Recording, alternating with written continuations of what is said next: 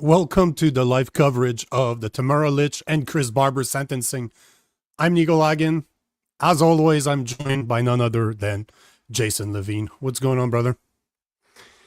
Oh, it was a busy morning. We just finished our live as well as we were doing some coverage. We had Dr. Mary Bowden from the US on talking about how there's a disappointment with the administration and addressing vaccines and the COVID stuff. So check that out after this. But chatted briefly with Chris Barber this morning, sent him our well wishes, and he's entered the courtroom. And from what I understand right now, that courtroom is packed, like packed. So thank you to Right Blend, who's there doing some coverage. Jeff Evely, our co-host for our Saturday shows, he's there as well in the courtroom, and we should be able to bring you the results as soon as they happen. And I have not received a link from the courtroom. As a journalist, I may have asked them a little bit too late to get that to us, but I wouldn't have been able to share it. I would have been able to just watch it and share the information. But here we are to cover a big day in Canadian history. No matter what happens here, it's going to be a big day in Canadian history. That's exactly what I was thinking because I posted about it this morning, and basically I'm like, this is literally showing us then that over the past 3 to 5 years, the government has weaponized our justice system.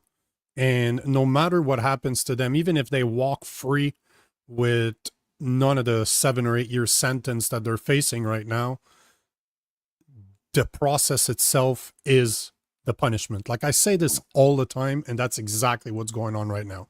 They've already been punished. So even if today they face no more jail time, no more time at all, they've served 3 years already. Because have you seen X right now? Just go, like, not only what the government has done to them with the level of stress, the problematic of always finding, you're always waiting for your lawyer. You're always trying to figure out what's going on. Those people have not slept well in 3 years. And by those people, I mean Tamara Lich and Chris Barber have not slept properly in 3 years. Chris Barber could lose his truck in a different court case. Now we're looking just on the government side. Have you seen the messages just on X? It's insane the amount of people that want to celebrate, that want them to be sentenced to 7 and 8 years so that they can celebrate the government's tyrannical overreach.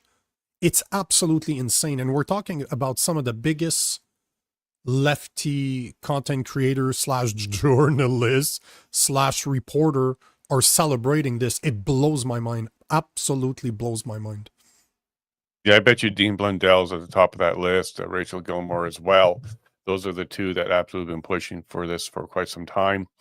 And it is gross. It's going to be similar to the Charlie Kirk, when they're cheering for the death or the celebrating the assassination. We're going to see that as well. So Canada is going to go through its own little cleansing on like how crazy and stupid can people be, and they're going to out themselves. And yeah, it's kind of good that they're letting us know who they are and how they think, because they could be next. Okay, all that it will take is the passing of a hate bill and a changing government, and they could be next. The people that are doing this. And if you take a look at it, Bill C9, it's retroactive, right? Like there is no requirement that you have to do it after the bill is passed. It's just if someone feels like you created hate and you incite in any way, shape, or form, you could find yourself up for charges. So these people that don't fully understand that standing up against the government in a peaceful way is a tool of democracy, and yet here they are trying to celebrate the slamming down of that tool. One day that's going to bite them back too. And that's too bad. They don't have that ability to see in the future like that. And you know, what's the most interesting about what you're saying is that you look at the way they support Free Palestine protests. So they're 100% okay with their people protesting whenever they want without needing for a permit and always being escorted by the police. Like today on October 7th, we're October 7th, 2 years after the attack of Hamas versus on Israel. Have you seen what's going on in Concordia? Like I have a contact at Concordia. Her name's Anastasia. She's Jewish descent. She's from Israel, but she's studying here in Canada, and she's on the student council. And she was on the show a couple of weeks ago just to show the handbook. The student handbook is filled with pro-Hamas free Palestine stuff. It's showing people how to not only protest but not get caught protesting, and if you do get caught, how do you handle your teachers, how do you handle the police. She sent me, I have about 20 or 30 pictures of the inside the handbook. It's absolutely insane. And yesterday, 2 days ago, sorry, she texted me. She's like, hey, did you hear about that? Right now, today, on October, as it's October 7th, 2 years after, they have free Palestine protests at Concordia in Montreal. They have them at McGill. They have them at Toronto, at the Toronto University. They're having them all over the place on the one day they should really, sorry for my language, but shut the fuck up and stay home. And not only that, but they were at Concordia. She was telling me that they were pressuring teachers to close down their classes for 2 days. Oh, wow.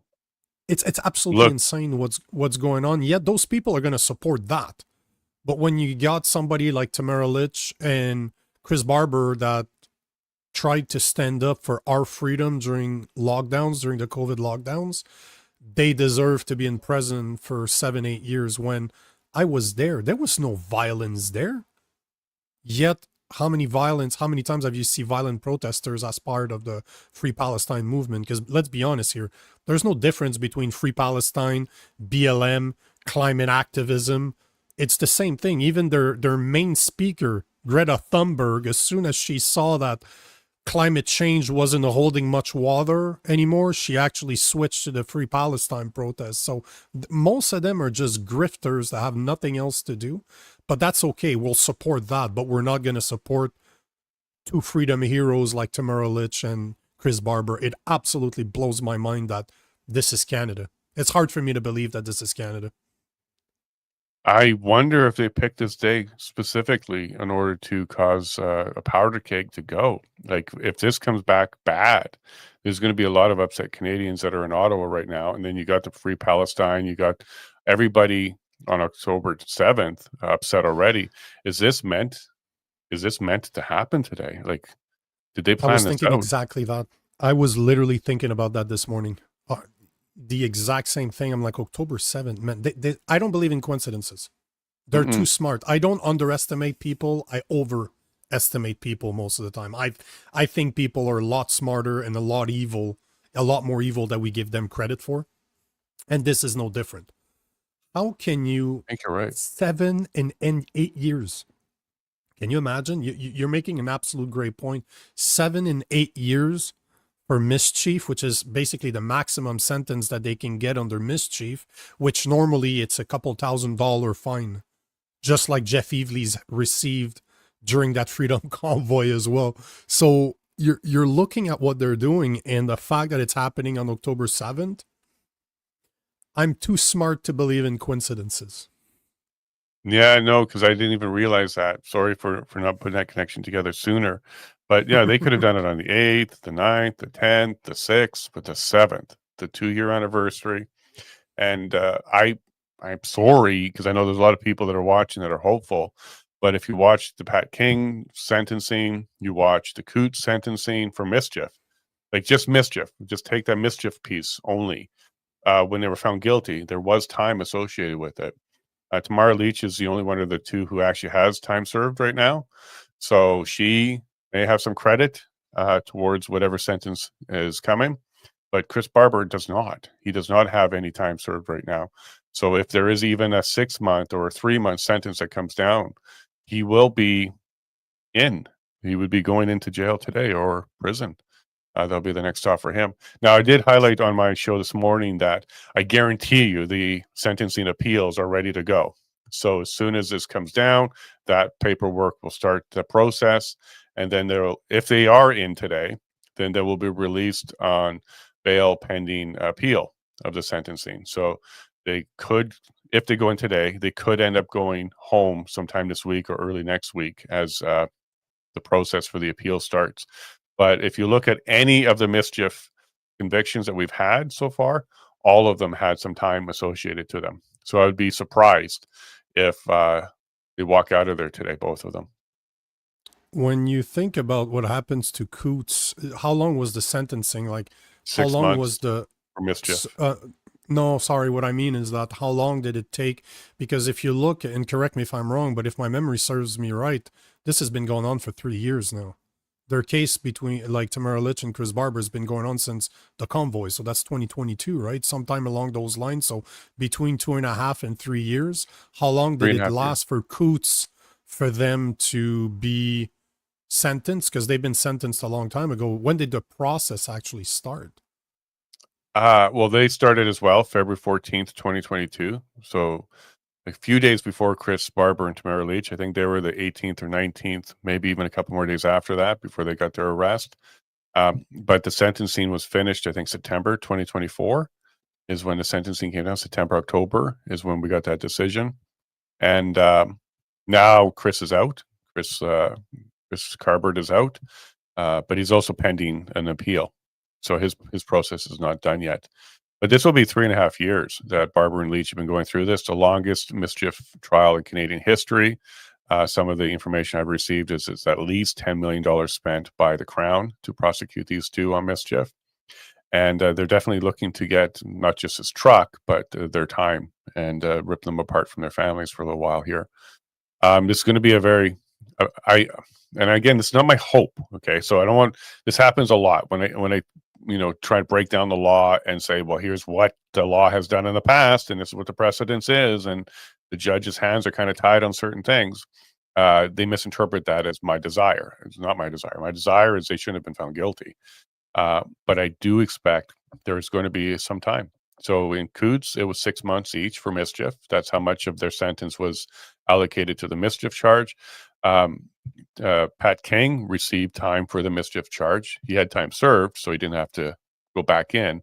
But I can't imagine that this judge will give zero time after $10 million, 3.5 years, a long trial, and precedents across the country for mischief associated to this freedom event. I can't see her not giving some time. The hope is it's as minimum as possible, or the sentence could be served in the community. That is an option with this judge. She could give Chris, for example, 6 months, but it's not time in prison. He could do that in the community. He would have restrictions. He may have to be home by 10 p.m. He may have curfew, stuff like that. So that is an option. But the Coots guys, they didn't get that, and neither did Pat. They got prison. Pat had time served, so he didn't have to go back in. Because it's been going on for 3.5 years, they should be getting time served. Because like I said before, they were still serving time, although they weren't necessarily in prison. There is no way in hell. No, but it should. That's the thing. Plus, of course, they're not going to recognize it because it's their fault. They're not going to give themselves up by saying, you know what, we mistreated you for 3 years. We made this last when it could have been over within a matter of weeks, if not months. We dragged it and dragged it and dragged it and dragged it, and here we are 3 years later, finally getting a sentence. That's 3 years, bro. Like I guarantee you that the stress level of not knowing your faith for 3 years is as bad, if not worse, as being in a Canadian prison. Because let's be honest, they're not going to Supermax here. They're not going to go hang out with the rapists and the serial killers here. They're going to be in probably a minimum, like a minimum prison. But the point is that at least you know your faith.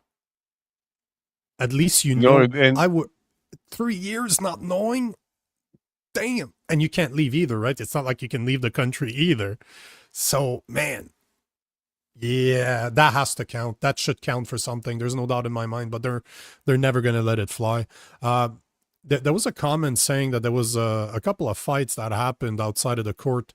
Do you know Brian Durskin? Yeah. He's a Christian singer.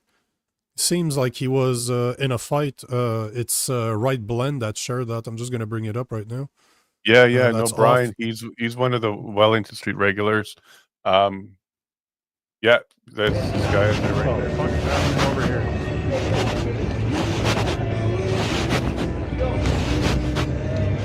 Okay, emotions are definitely going to be high.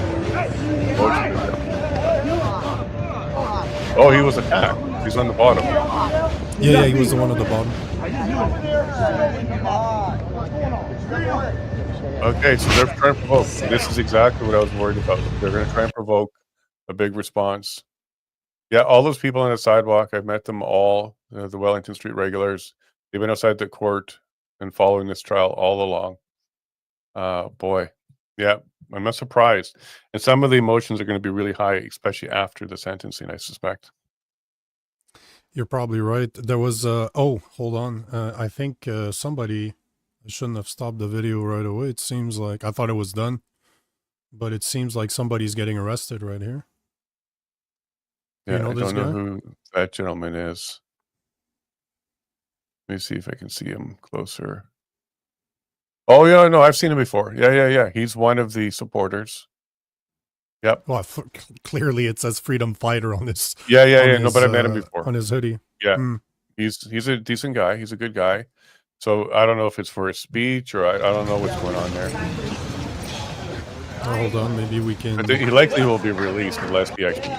Take a picture. All right, hey, I'm getting arrested for what? Oui, c'est moi. C'est pas moi qui ai soigné, regarde-moi là. Regarde-moi. Basically, what he's saying, he's speaking French. He's saying it's not me that swung, so it's not me that hit him, is what he's saying. Right. C'est pas moi qui ai soigné, They're pas provoking, just J'ai rien provokership. fait qui est venu sur moi. He's like, I did not swung. That guy came to me, like came on to me. Yep. So these aren't violent people, but And he's they just will. asking, They like, will stand what their are ground. you guys doing? Like, what are you doing? How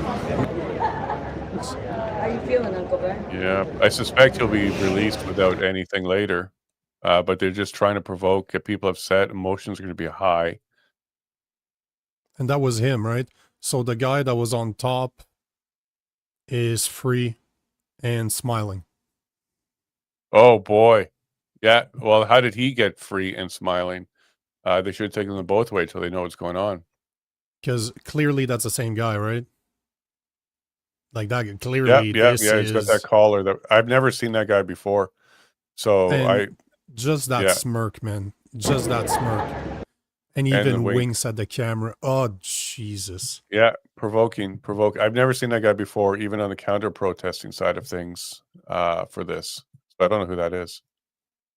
And I've been there. I've been to that court many times for this trial, and spent a lot of time with the people out there. But I don't know who that was.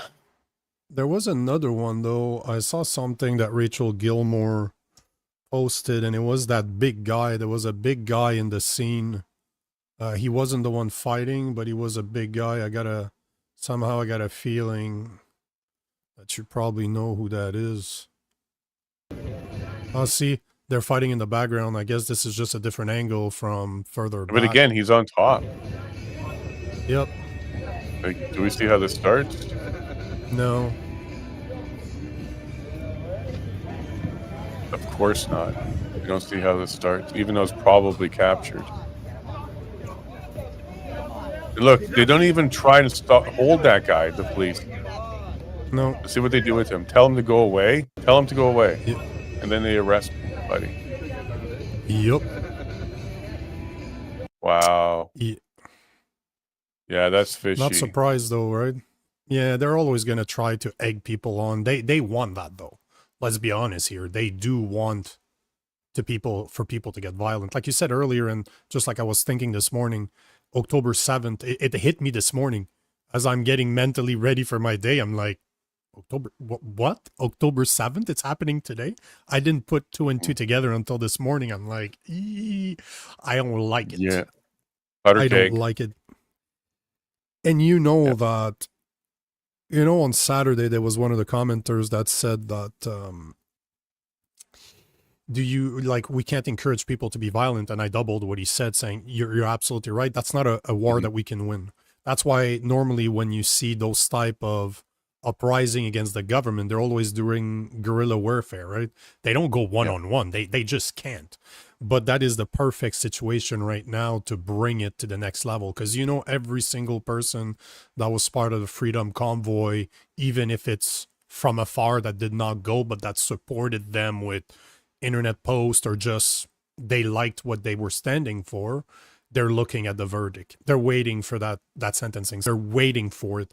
And can you imagine if they are found guilty, they're looking at 7 to 8 years, and on the same day they look outside and there's people, pro-Palestine people protesting because it's October 7th. You know, just Yep. Concordia has events right now. So you know that at least in Quebec, and I don't know if you saw that, but over the weekend there was something called Rise for Gaza. That was an international event put together by an organization called the Youth Movement. What was it? The Youth Palestinian Movement. YMP or YPM, Youth Palestinian Movement. It's a worldwide organization. They have that's something like 805,000 followers just on Instagram. And they have chapters all over the place. I found chapters in McGill. I found chapters in Toronto University. I found some in Ottawa University. This is something I want to do more research to try to connect them all together. But man, it could be a massive, massive powder keg, because you know that everybody that supported the Freedom Convoy does not support the Free Palestine movement. Let's call it a spade it's a not spade going here, to right? be. It's not just going to be the supporting of. It's going to be the, well, why can they protest like that and we can't? And when this verdict comes out and there's a sentencing, jail time, I even expect the Palestinian side of things, the protesters, to say, "Ha ha, you got jail, we don't. We can do it." Like this is a powder keg, and I think it's on purpose. This is exactly what I'm saying, because Yeah. this whole case drives me nuts, because every single weekend, wherever you are, doesn't matter that you're in Montreal, Toronto, you're in Ottawa, there's protests for pre-Palestine. There were protests for BLM. There were protests for everything. How many videos have I seen of them destroying statues here in Montreal that are hundreds of years old? They destroy public property, no consequences whatsoever. What was destroyed during the convoy? I was there, so be careful what you Nothing. choose, because we didn't break anything. There was no They cleaned the violence. streets, fed the poor, put a flag on the statue of oh boy, his name's slipping my head right now. They said they desecrated it. He crossed Canada, cancer guy. Oh yeah, you're talking about Fox. Yeah, Terry Fox. Sorry. Yeah, sorry. Terry I'm Fox, trying yep. to multitask on this end here. But yeah, they put a flag and a hat on him and they called it desecration. No, they cleaned the streets, fed the poor, was super peaceful, welcomed everybody. No, there was no destruction at all. Yet here we are. With, would you call them, you would call them the leaders, right? Of the Freedom Convoy, were they? Yeah. There's basically five leaders or organizers. So Pat King, Bridget Belton, James Bauer, and then Chris Barber and Tamara Lich. So those five, you would say, are the leaders, the influencers, the organizers. There isn't just one, and there's certainly others that participated in helping, because there was 18 different groups identified in Ottawa during that time, and each one of those had their own leader, I guess you could say. But these were the Freedom Corp ones. Tom Marazzo too, but Tom Marazzo wasn't.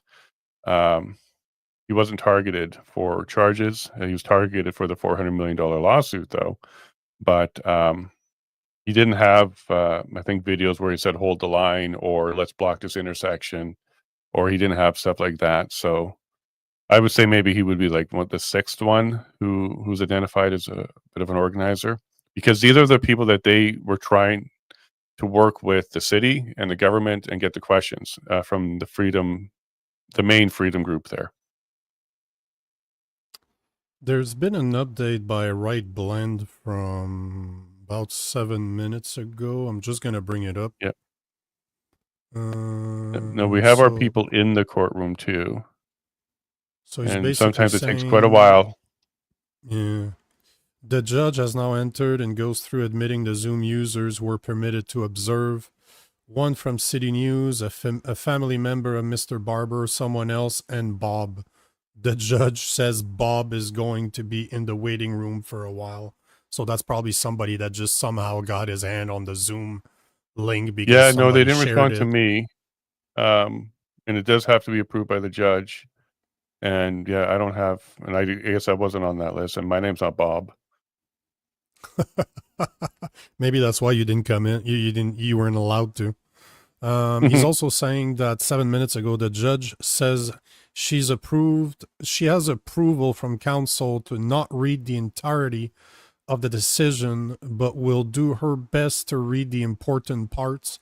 She reads the zero tolerance phone noise warning that any phone making noise will be seized. One goes off and she gives a warning, but she's not going to read the entirety of the decision. So yeah, I think Brightland is kind of being sarcastic here.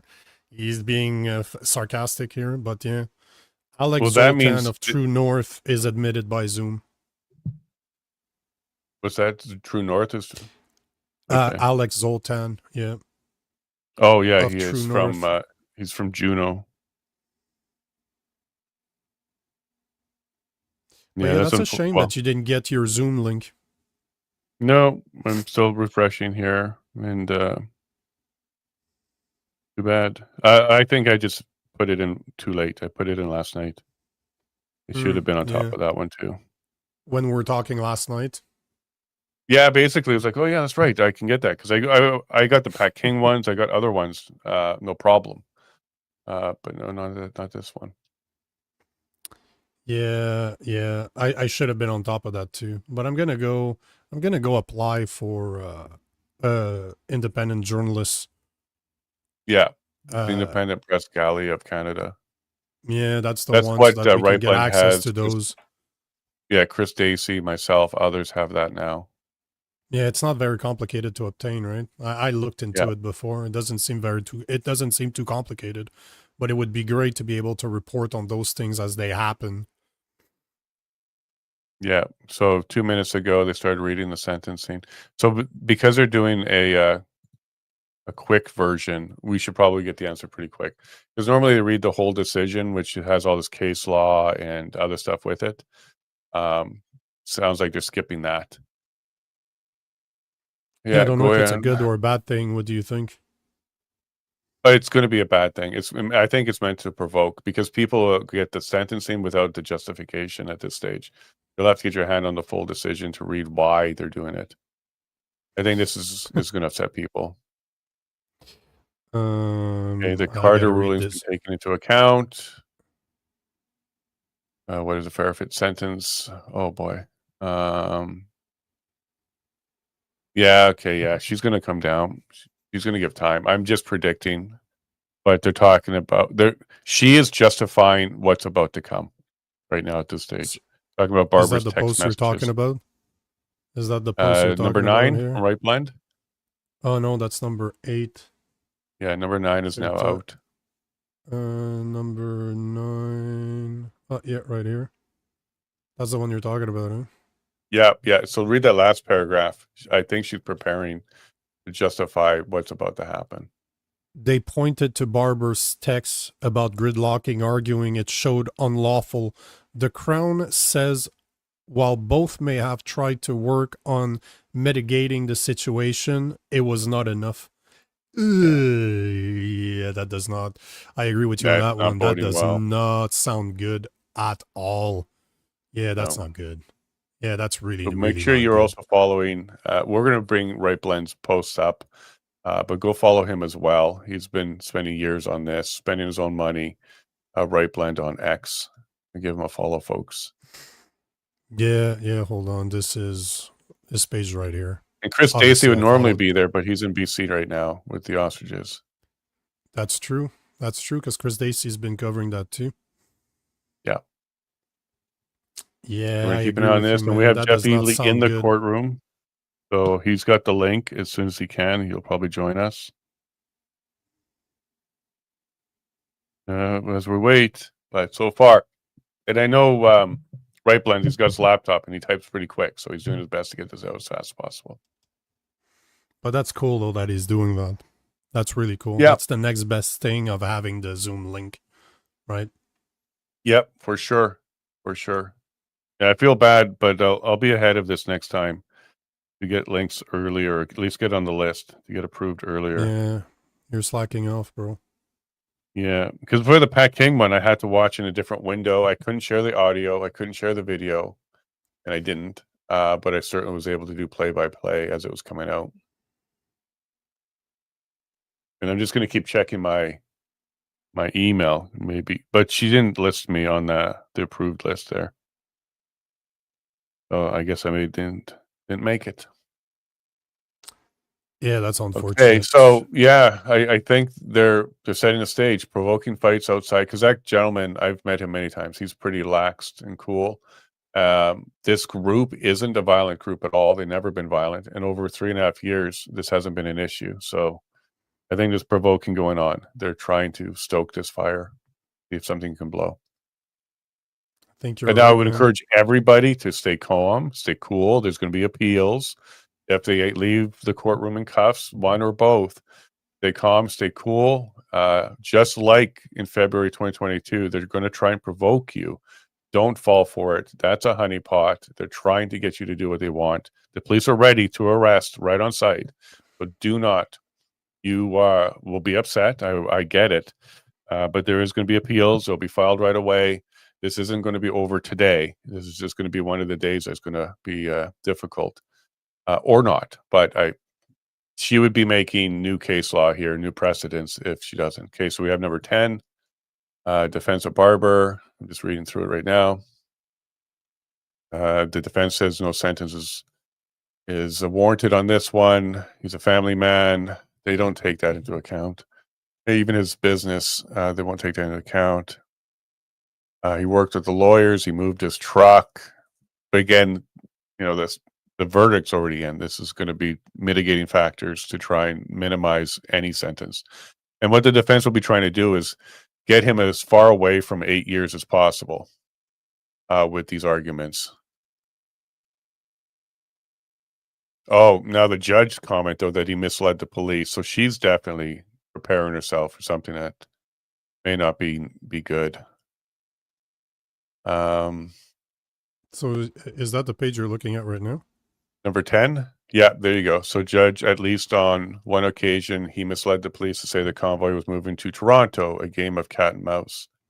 No, I think actually that wasn't misleading the police. I think that was part of a conversation they were having. It wasn't a cat and mouse thing. So the judge seems to be taking a side on this one. We have a lot of woke judges in Canada. Let's not like Yeah. each other here. A lot of our judges are woke, and they're fully aware that they have the power to weaponize our justice system. And clearly, this is what's going on right now. This is to crush dissent. Well, Justice Perkins McVeigh, she did have one where she acquitted a gentleman associated to this, and then the Crown appealed it, and then she lost on appeal. So she had her hand smacked by the system for quitting somebody. So I don't know. I don't know if that plays a role in her decision making here. Like, she doesn't want to be appealed or smacked. But we're going to see. Like, we were surprised with the sentencing for Carbert and Olenek. It was a lot higher than we thought it was going to come in as. And he did the same thing. He was kind of echoing a lot of the Crown's arguments. And because they didn't say guilty, they fought it. They usually take the position that these people are not remorseful, because they would have just said guilty and give me my sentence, but they were not guilty throughout the trial. So usually they will come down a little bit harsher. Again, that's not my wish. So the people just coming in, that's not my wish. But Magus, isn't it insane to consider that? It's insane to consider that. Of course, they're not why would they be remorseful? They didn't do anything wrong. Why would they be remorseful? Yeah, and I suspect you'll hear that from this judge. She'll be like, well, you guys said not guilty. You haven't shown any remorse. And that will be a factor, an aggravating factor. So aggravating factors are when they add time. Mitigating factors are when they remove time. And there's going to be arguments from both sides. Mitigating on the defense, aggravating on the Crown. And the judge is probably going to land somewhere in the middle of that. Yeah. But I'm sorry, I'm still trying to read through the rest of this to give you guys a bit of a breakdown from my perspective. But thank you to Right Blend on this. He's doing good work. I'm just going to show what you're looking at so that people know exactly. Oh yeah, yeah. what You you're got my doing screen right now. Look at that. I better hide the other stuff I was looking at. But no, this is. Okay, let me go see if we have somebody going to be joining us. I've invited a few people. Hey, Chris Dacey says he can probably come. Just let me know we're live now.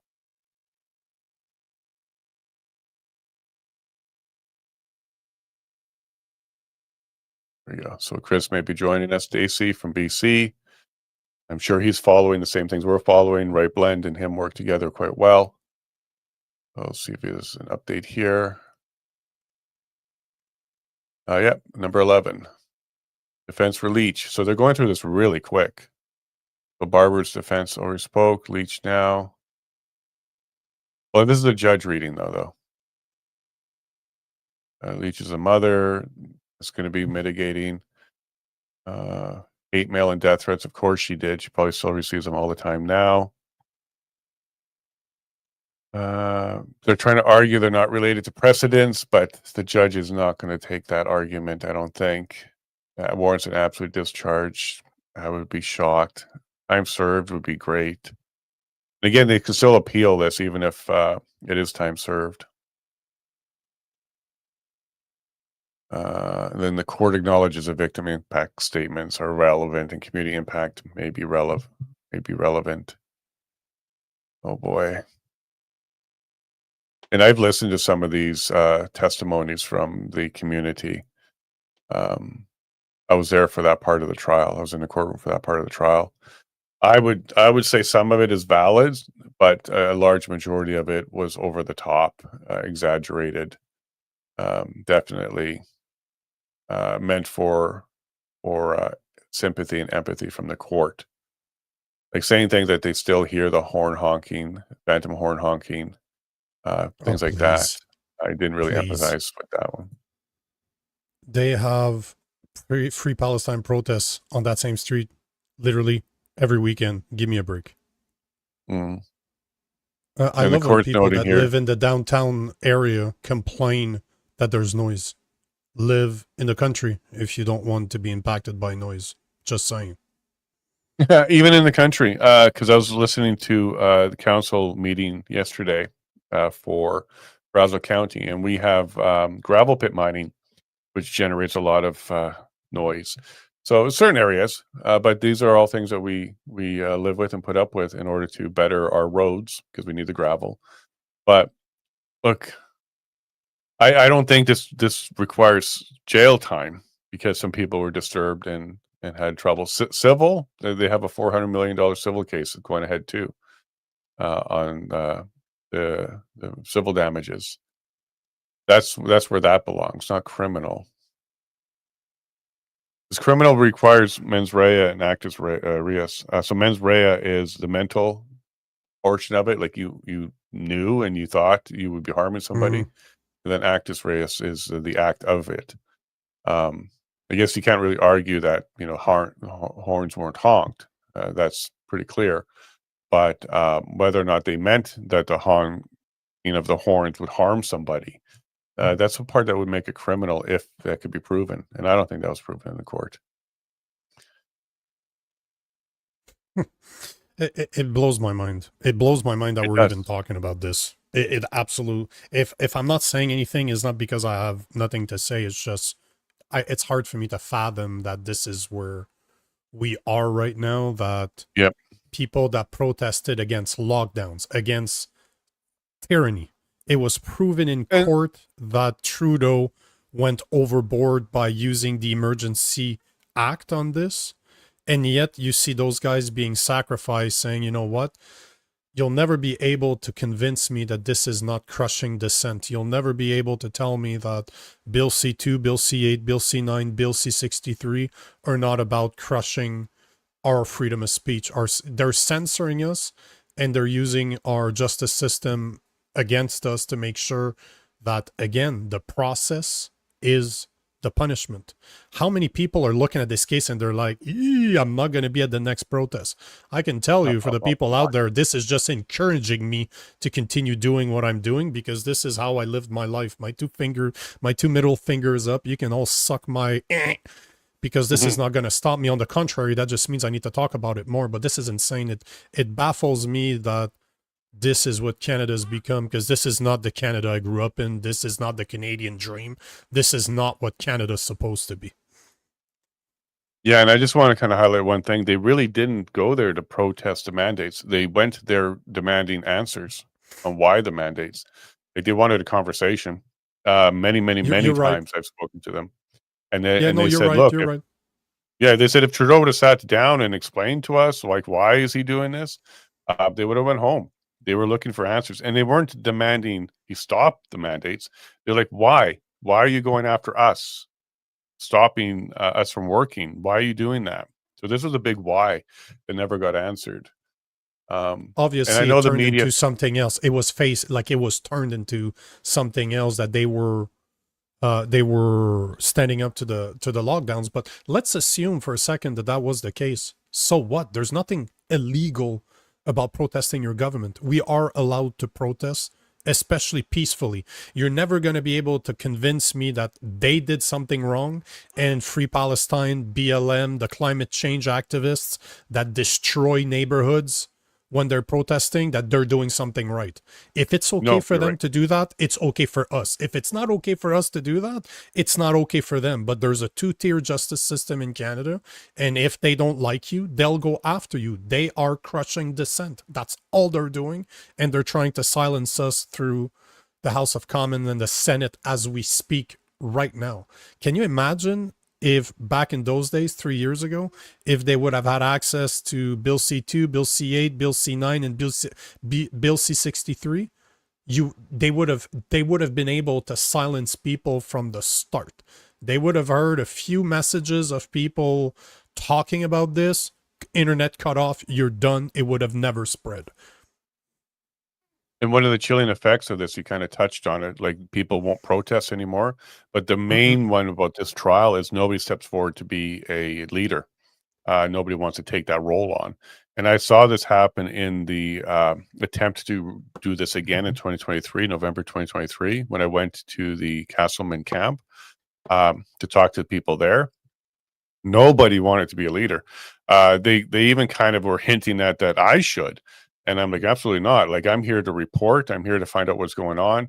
But the chilling effect was nobody wants to stand up and be recognized as an organizer or leader. And same thing with the Coot side of things with Marco van Hugenbos, Alex van Herk, and George Jensen.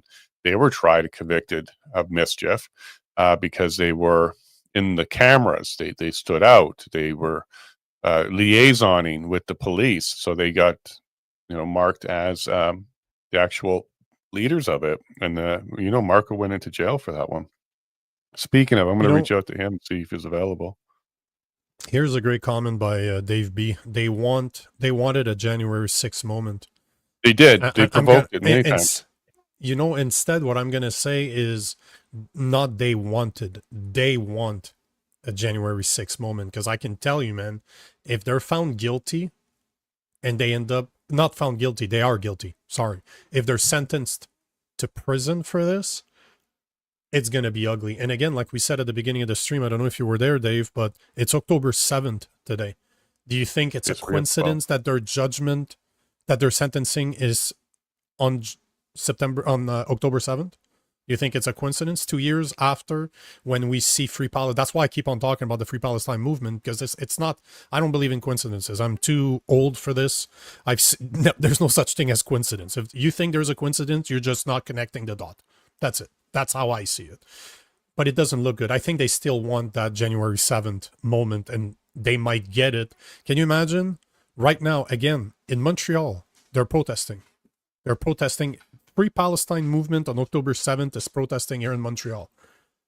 Is it that far? And Ottawa's part of it. Ottawa U. I found connection to Ottawa U with the same organization I was talking about earlier. So what's to say that during the afternoon around 2, 1, they're going to start protesting right on the same street?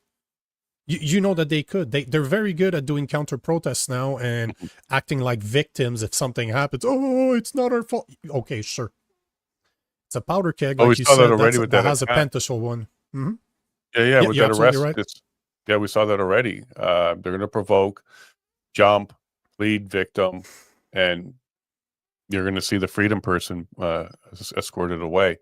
I do suspect what we'll see here is the same thing that happened after Charlie Kirk, which was there was an initial concern that there would be a response, but it was actually just vigils and prayers and people getting together peacefully.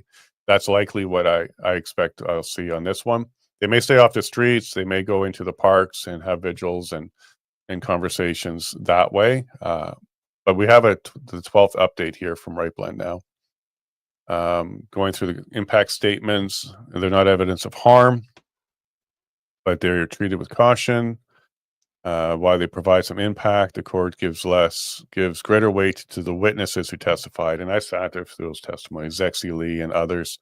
They were amplified. And of course, everybody that was testifying for the Crown, or at least the two main ones, are also part of the $300 to $400 million lawsuit, the civil lawsuit. So they actually have a lot to gain by getting the criminal conviction here, because it's going to support their civil lawsuit going forward as well. So those connections exist, and I don't see the court recognizing that. They're giving them a lot of weight for their testimony, and not recognizing that they also have a financial gain if their testimony was compelling. That I think would have been a mitigating factor, but it doesn't seem to be highlighted here. Oh boy. The Shelter of Good Hope and Salvation Army not able to reach people. They didn't need to. The community was helping everybody already, feeding the homeless, and crime was down. You don't see those being brought forward. Here's Chris Dacey. He's in our lobby now. Go ahead, grab him. There he is. Morning, Dacey. How are you doing? You look cold. It's chilly. The sun's up here now, but holy cow, yeah, it's chilly. Welcome to the West. Welcome to the West. This is your first time out West, right? In years, last time I was out West was I went to just flew into Comox. 99, I did glider pilot training in Comox, but I flew into the base and stayed on the base the whole time. So basically, okay, so my first time. Yeah. Drink that coffee, warm yourself up. It's likely going to be a quick court session here today, because she's already accelerated or are going to be skipping reading the entire decision. So Right Blend, Jonathan here is posting as he always does. So we're expecting, here we go, number 13. We're expecting things to happen pretty quickly here, because they have an agreement not to read the entire decision. And as you know, those could take hours sometimes as they make their way through that. Yeah, they're pretty in-depth, Chris. some of those things, for sure. Yeah, and they're also emotionally difficult. Like, you think it's going the right way, and then it starts going the wrong way, and then it goes the right way, and then in the end you get your result. Yeah, there's little nuggets in there normally, eh? Like they're long preambles and a lot of wordy stuff, and then you get to pull out the little thing. If you pick it out, you're like, okay, this could be all right. But yeah, I know what you mean. Yeah. They'll say something like, "In the community supports them, and they were justified," but that sentence. You know, that's kind of how sometimes this goes. I know we're just armchair quarterbacking this at this stage, but what do you think is going to happen given the precedence of Pat King and the Coos guys and other trials in Ottawa? Yeah, I mean, firstly, with Tamara, I think given the fact that she's spent some time in confinement, that probably likely, I don't know what the sentence would be, but I imagine she'll basically get something like time served or some conditions. With Chris, it's a little different, maybe. I think most of the other mischief convictions have had some sort of sentences, but they were house arrest, like non-custodial kind of sentences. I mean, technically custodial, but you know, at home. Jay Vanderweer comes to mind. I believe he had some sort of a house arrest scenario. He was allowed to work and go to church and a few other things. So, I mean, I could see something like that. I know for sure the Crown and the powers that be are going to want Chris to spend time in jail. I don't think that's necessarily likely given the precedent, but who knows with these things. So you don't think Chris is going to end up in jail? I mean, it's technically jail, I guess, even if it was a house arrest situation. Sure. But I mean, even with Pat, Chris has the two convictions, right? I believe it's mischief and consult to disobey court order, possibly. You know, people with similar convictions got very minimal sentences, if any. So it's hard to say. Chris's Most high of the mark. time for mischief is fine, right? Yeah, I mean, yes, and in the normal world, anyone else charged with mischief, right? Like it either gets tossed, withdrawn, or you get basically nothing. With these freedom convoy cases, are probably the strictest mischief penalties for these sort of things in Canadian history, and they're still not. I mean, they're not 8-year sentences. Although it was an indictable offense, I guess, in this case, right, Jason? Or? Yeah, yeah, because they went for the higher end one, so they went summary, which would be 6 months. They went for the higher end one here, so they elected to be indictable. The Coots ones, the guys there. So Chris Carbert, he pled guilty. He instructed the jury to find him guilty on mischief because he did use his truck for one shipment of food from Milk River down to Coots, so he admitted to that, and he also admitted that he was invited into a leadership role. Whether or not he was able to get one is debatable, but he was invited into one. And the judge here in Alberta gave him 6 months for that prison. And Tony Olenek, he pled not guilty. He was found guilty by the jury for mischief. And his mischief that was proven in court was his truck was on the shoulder and half in the first lane. That was it. So he didn't participate in any other fashion, not on a leadership role. So his mischief was just having his truck parked half on the shoulder, half on the first lane. He got 6 months. Pat King, I can't remember what portion of his sentencing was just a mischief one, but it ended up being time served. So I can't remember if he got months or 4 months or something like that for the mischief. I think it was 3 months, I believe. And in Pat's case, I think he was convicted maybe of 4. Like he was convicted of a few more things, I believe, that Chris was facing. So yeah, I think like 4 out of the 7 or something along those lines. It's been a little bit of time. But I think what they're trying to do with this particular one is damper down anybody that wants to step forward as a leader. Yep. Some of the other ones you mentioned, they weren't really identified as leaders, but they were convicted of mischief. And right now, because update number 14 is here from Right Blend, they are talking about proportionality, the principle of proportionality, and also parity in circumstances. So parity means it needs to be very similar to others. You can't just go overboard with these ones. But here's one of these emotional roller coasters, Chris, that we were just talking about, where it sounds like, oh, she might be going in the right direction here. She's even highlighting that Chris Barber's business relies upon 60% of cross-border business, which means a criminal record would destroy his ability to participate in that. He wouldn't be able to cross the border. So here we're just at that stage now where the judge is kind of highlighting some of the mitigating factors, some of the things that will lower it. And you're correct, Chris. This could be served in the community. He could have curfews. He could have restrictions. He can lose his right to have firearms, things like that. These are conditions that they can put in place. Sometimes it's even as down to whether or not they can drink alcohol. It could be part of the conditions.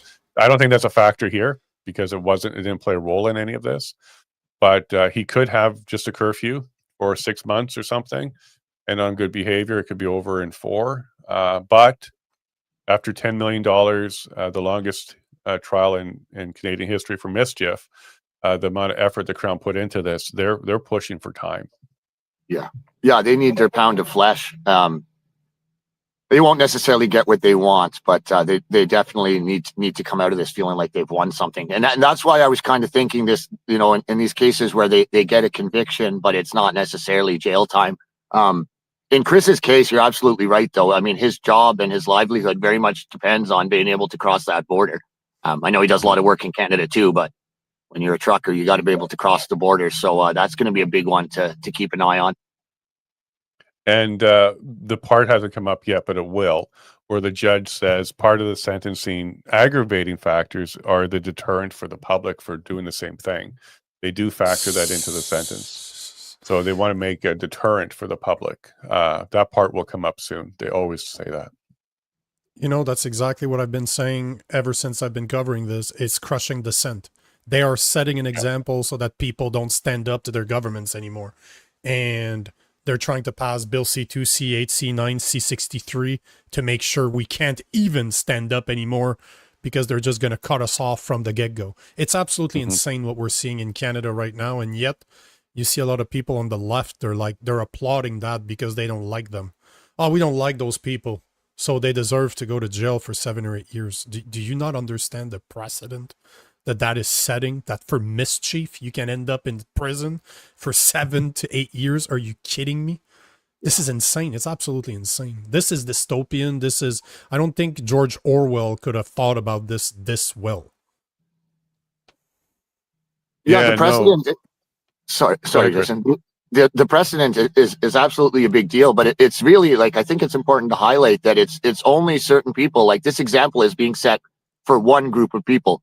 I've seen quite a few other people charged with mischief in various protests. I'm thinking mainly Palestinian here, and basically every one of their charges, the times the police have gone in, their charges have been later dropped or stayed by the Crown. And I've actually had conversations at length, conversations with a number of Ottawa police about this, and they're very frustrated too. You know, they're trying to calm things down around here, and they're trying to do their job, and they're taking a risk making these arrests, and then later on to have the Crown drop them, right? Well, meanwhile, they're spending $10 million prosecuting Tamara and Chris, and it's very much an example being set, but it's not a consistent or fair example. No, that's Yeah, for and sure. We were just talking about that earlier. Yeah, he just gave another update. They're now comparing to other court cases from Freedom Convoy. So Pat King, who's in the courthouse right now as well, talking about his, because he was found to have planned to gridlock Ottawa and cause distress to residents. He was a lot more vocal about that than these two. But now they're doing the comparison to other ones, and this is tough. The Crown in that case sought 9 years for mischief and 1 year for counseling, a total of 10 years. Defense suggests a proper sentence would be 9 months. Here we go. Similar arguments to the King case. So yeah, she's now comparing to that one. I suspect we might see the Coots one come up as well. Pastor Arthur Aplowski, he received a sentence as well.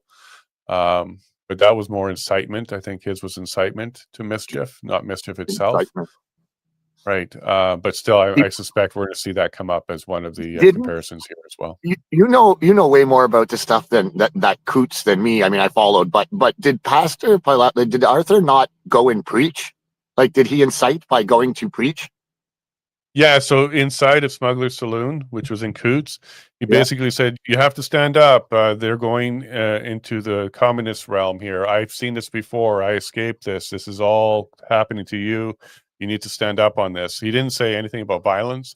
He actually said, stay peaceful. Make sure you don't do anything like that. That's what they want. Don't fall for their trap along those lines. And it was a sermon. It was a sermon. And that got him. He spent time in jail for that. And then he was sentenced, but with time served. And now he's appealing it. I don't think his appeal is being heard. It's been a while. Actually, now that we've mentioned him 3 times, I'm going to reach out to him and see if he can join us. Yeah. I've had the pleasure of meeting him a few times. An event I did with Save Canada and his son, and I mean, man, I was inspired. After I saw him, I was back in Ottawa, and I was channeling my inner Arthur. After the police came at me, and I dropped the Gestapo on them. Get out, you Nazis! Get out! Yeah. I probably should have stuck to the Gestapo, but in that case, man, like I completely channeled my inner Arthur after meeting him. Yeah, no, he's a good man. He's a good man. I've watched him privately and in public. He's a good man. I like that man. I know he's in the States right now, because I spoke to him just a couple of days ago. But I sent him a link. We'll see if he can jump on and join us. Can you blame him? Considering that, can you blame him? An outspoken pastor in Canada right now, you're in trouble. Just look at what's going on in the UK. They're literally getting arrested for speaking, for preaching on the side, but we have Muslims blocking Dundas and Young in Toronto to pray. That's okay. But somebody with a little speaker on the side of on the sidewalk with a microphone, that is no good. You cannot do that, bro. Like, come on. In the last few weeks, and like if you go back even 2 months, like the amount of crazy things I've seen done in Ottawa, right? The Pride Parade shut down by Queers for Palestine, completely stalled out. And then a few weeks ago, the area in front of the Prime Minister's office completely taken over by climate activists, and then really taken over when the Palestinians came, and they painted the whole street. They were fighting police, like paint was flying everywhere, man. It was absolute insanity. And like I haven't heard a thing about that from the MSN, and I haven't really seen anything about charges or anything. There was literally people fighting cops, man, in the street in front of the prime ministers, and this was only a couple of weeks ago. So, Yeah, And but here those they are go. the people they I knew, like. That's I their knew this voting was going to be base. coming Like, up. yeah, exactly. Yeah, sorry, guys. They're bringing in the Coots case now with Marco because he ended up getting a 4-month sentence. And they're saying it must send a deterrence. So here we go. They're making that argument right now, as we predicted. Also brought up Tyson Billings as well, which is, a lot of people know him as Freedom George. But here they go. And I'm suspecting the next update, because we're now on 16, is going to talk about Arthur Pawlowski as well, because, he's a bit of a leader. So here they're doing these connections as we expected, gentlemen. So those Coots cases are going to be crucial, kind of. Like being in Ottawa and in a bit of my silo, I sometimes forget about those outcomes and the precedent that some of that set. I tend to think of those lower ones, but you're absolutely right. There's already been a whole number of really dangerous and extreme precedents set so far in some of these cases, right? Like it's going to affect a lot of things going forward, the way these cases shake out. No, 100%. And I'm expecting this because I've been in the courtroom on both sides, in Alberta and Ontario, and they keep bringing up both of them. It's very incestuous, or whatever that term is, where they kind of feed off of each other. And they do it all the time. Like every single sentencing, even James Sowery, talking about Arthur Pawlowski or talking about some of the Coots or the Ottawa stuff. Even in Windsor, some of those came up. But Windsor, most of those kind of went away. But Coots and Ottawa certainly did not. there's a new post by Right Blend Jason from about 1 minute ago. They're So we're on referring again 17 now? to King's case 16. Yeah, that's what I was So just referring to. Okay, the 30 million. Yeah, number 16. Yep. Yeah. Whew. Man, he's covering it well. Yeah, Hey, by the way, Chris- Jonathan is an absolute Yeah. machine. He's been doing this since the start, and he does some of the most detailed, like in real time live tweeting or live posting of anything I've ever seen. And I know a lot of the family, and you couldn't really watch this online. I know Chris's family, and others, out west were watching really closely, and it was one of the only ways that they could get proper coverage. And I can tell how many people rely on John's coverage by their coverage, right? It's kind of just re-reporting of his. He's done a phenomenal job. So everyone follow Right Blend. So I Look got a at what quote we're out of doing Pat right now. Pat King. We're So kind he of just doing it texted right me. now. Yeah, he says he is there. He's in the courtroom listening to this judge lie through her teeth. So he's not pleased with what he's hearing right now. Yeah, I guess it was packed. The media was there, a bit of a circus out front, a bit of a tussle, and possibly an arrest. So it was a wild start to the thing. The courtroom's jammed. Yeah, what's his name again? Brian? Matt, yeah, so Matt Venn, yeah, we can, I guess, put that to anybody who's wondering. Matt Venn he's a loud and vocal guy that's, he's kind of gone into But it not with a few violent. people, but no, not normally violent, but he does get pretty animated. He came at me a number of times as well. But he came at Brian Dirksen, I guess, a little too strongly, and it progressed into a bit of a tussle, and Brian ended up with Matt on the ground, and he mounted him basically. And the police came out and pulled them apart. Matt got arrested, talked to Johnny. So Brian was detained possibly, but released. So there was a bit of a scuffle. Things got out of hand. Emotions are high, but we don't need that kind of stuff there. And Matt knows that.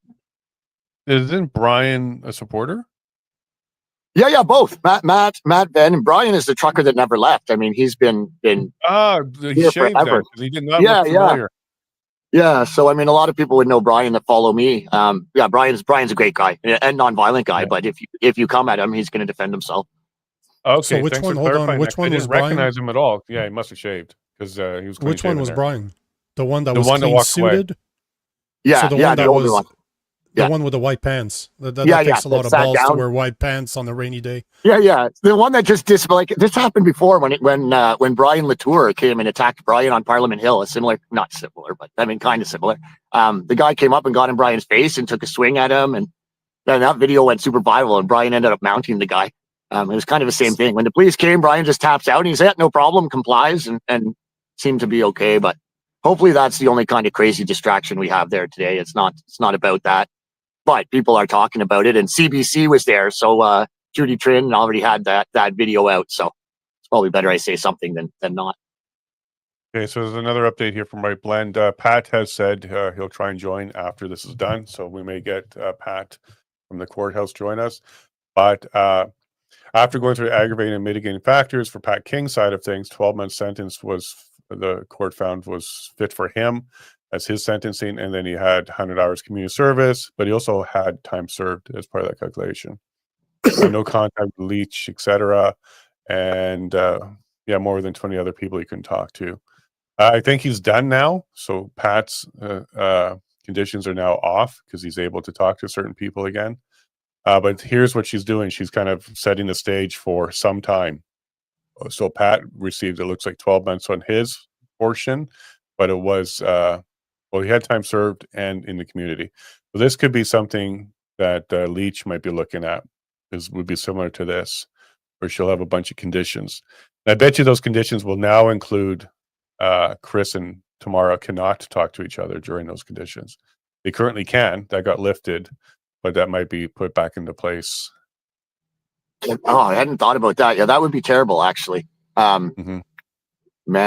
Yeah, and they've both been under such absurd and ridiculous conditions this whole time as well. It's pretty wild. Hey, I'm gonna have to run, I guess, here. There's some stuff starting to go on, but keep in touch. Can you give us a quick update from BC? There were some things with the vet yesterday. Yeah, so that's the biggest update so far. The veterinarian for the farm made it out. He was here to check on a separate injured bird, not sick, injured. So a few days ago they had the death of Spirit, who the story being put out was that she was suffering from a previous illness or some kind of pre-existing condition is the wording they used. She had a leg injury, I guess, before, which was okay. She was healed up. And what happened was low-flying RCMP drones spooked her twice. She ran into something, flipped twice, and really hurt her leg, was being treated. But then once CFIA took over, that treatment, I guess, was not continued or was certainly not done properly. She ended up dying. An autopsy was done. Yeah, it's wild stuff. And the cause of death ended up being listed as sepsis.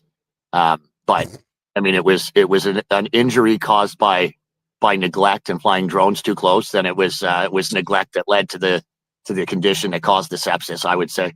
So let's be clear. Sepsis means infection. The body basically shuts down because it's poisoning itself. But it wasn't avian flu, so it didn't die from the flu. Yes, and no one is suggesting that, right? And even the CFIA autopsy is saying sepsis. I think what's really important to note is that it's not some sort of pre-existing health condition, as in sick or whatever. It was an old injury that had healed up and was doing okay, and then some new injuries and then neglect. So I think that's quite important. The vet that came yesterday checked on a different bird, was able to get some medication and give it to the bird. They weren't allowed to check or take blood, right? So the autopsy's been done. Family or their vet aren't allowed to do anything or check the deceased bird.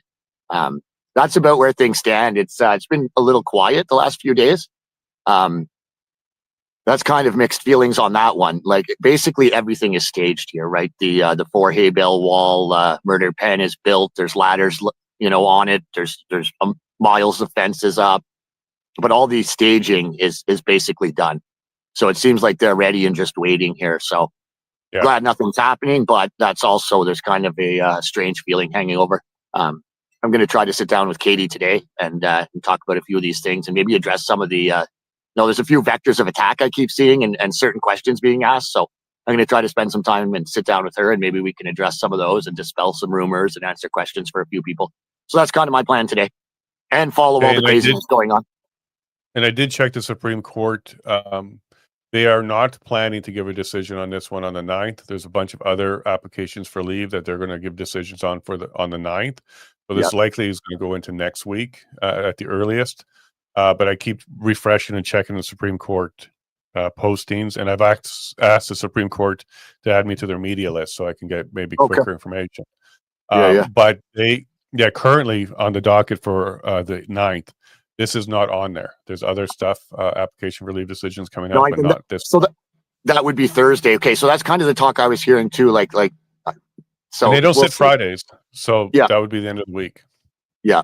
Yeah, and I mean that's the way things normally go. They also could happen differently. So I mean, I'm hoping kind of for a bit of calm and to, yeah, we'll see, we'll see. Yeah. So But as you leave here, Chris, I'm things just do going to give you seem an to update. be. Yeah, Yeah. I'll just give you a quick update from Right Blend here. They're now talking about the Coots side of things. So Freedom George or Billings, he received 6 months on his sentence. Another gentleman, Knotts, I'm not sure who that is. 12 months conditional sentence, which means he did it in the community, not in prison.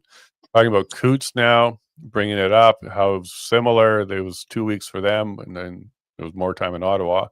And there's Hugenbos and Jensen. Convicted of mischief. The jury missed Alex Van Herk as well. He was convicted as well. They were doing over 2 weeks, comparable timeline. Hugenbos found as a leadership role, emphasized to be denounced, so the public side of things. And you got 4 months. Yeah, that's true. So they're starting to do this. They're laying it out. It's going to be months, guys. It's not going to be weeks or anything like that. And as we saw with Hugenbos, they put him in. He didn't get to serve it in the community, even though he was a town councillor. He has a big ties, a large family, large responsibility. He served, I think, about 3 months or just over 2 months in prison for that one. So they're doing exactly what I'm expecting. I'm expecting the next update to say Arthur Pulowski. Because they're making their way through a bunch of the cases that have sentencing.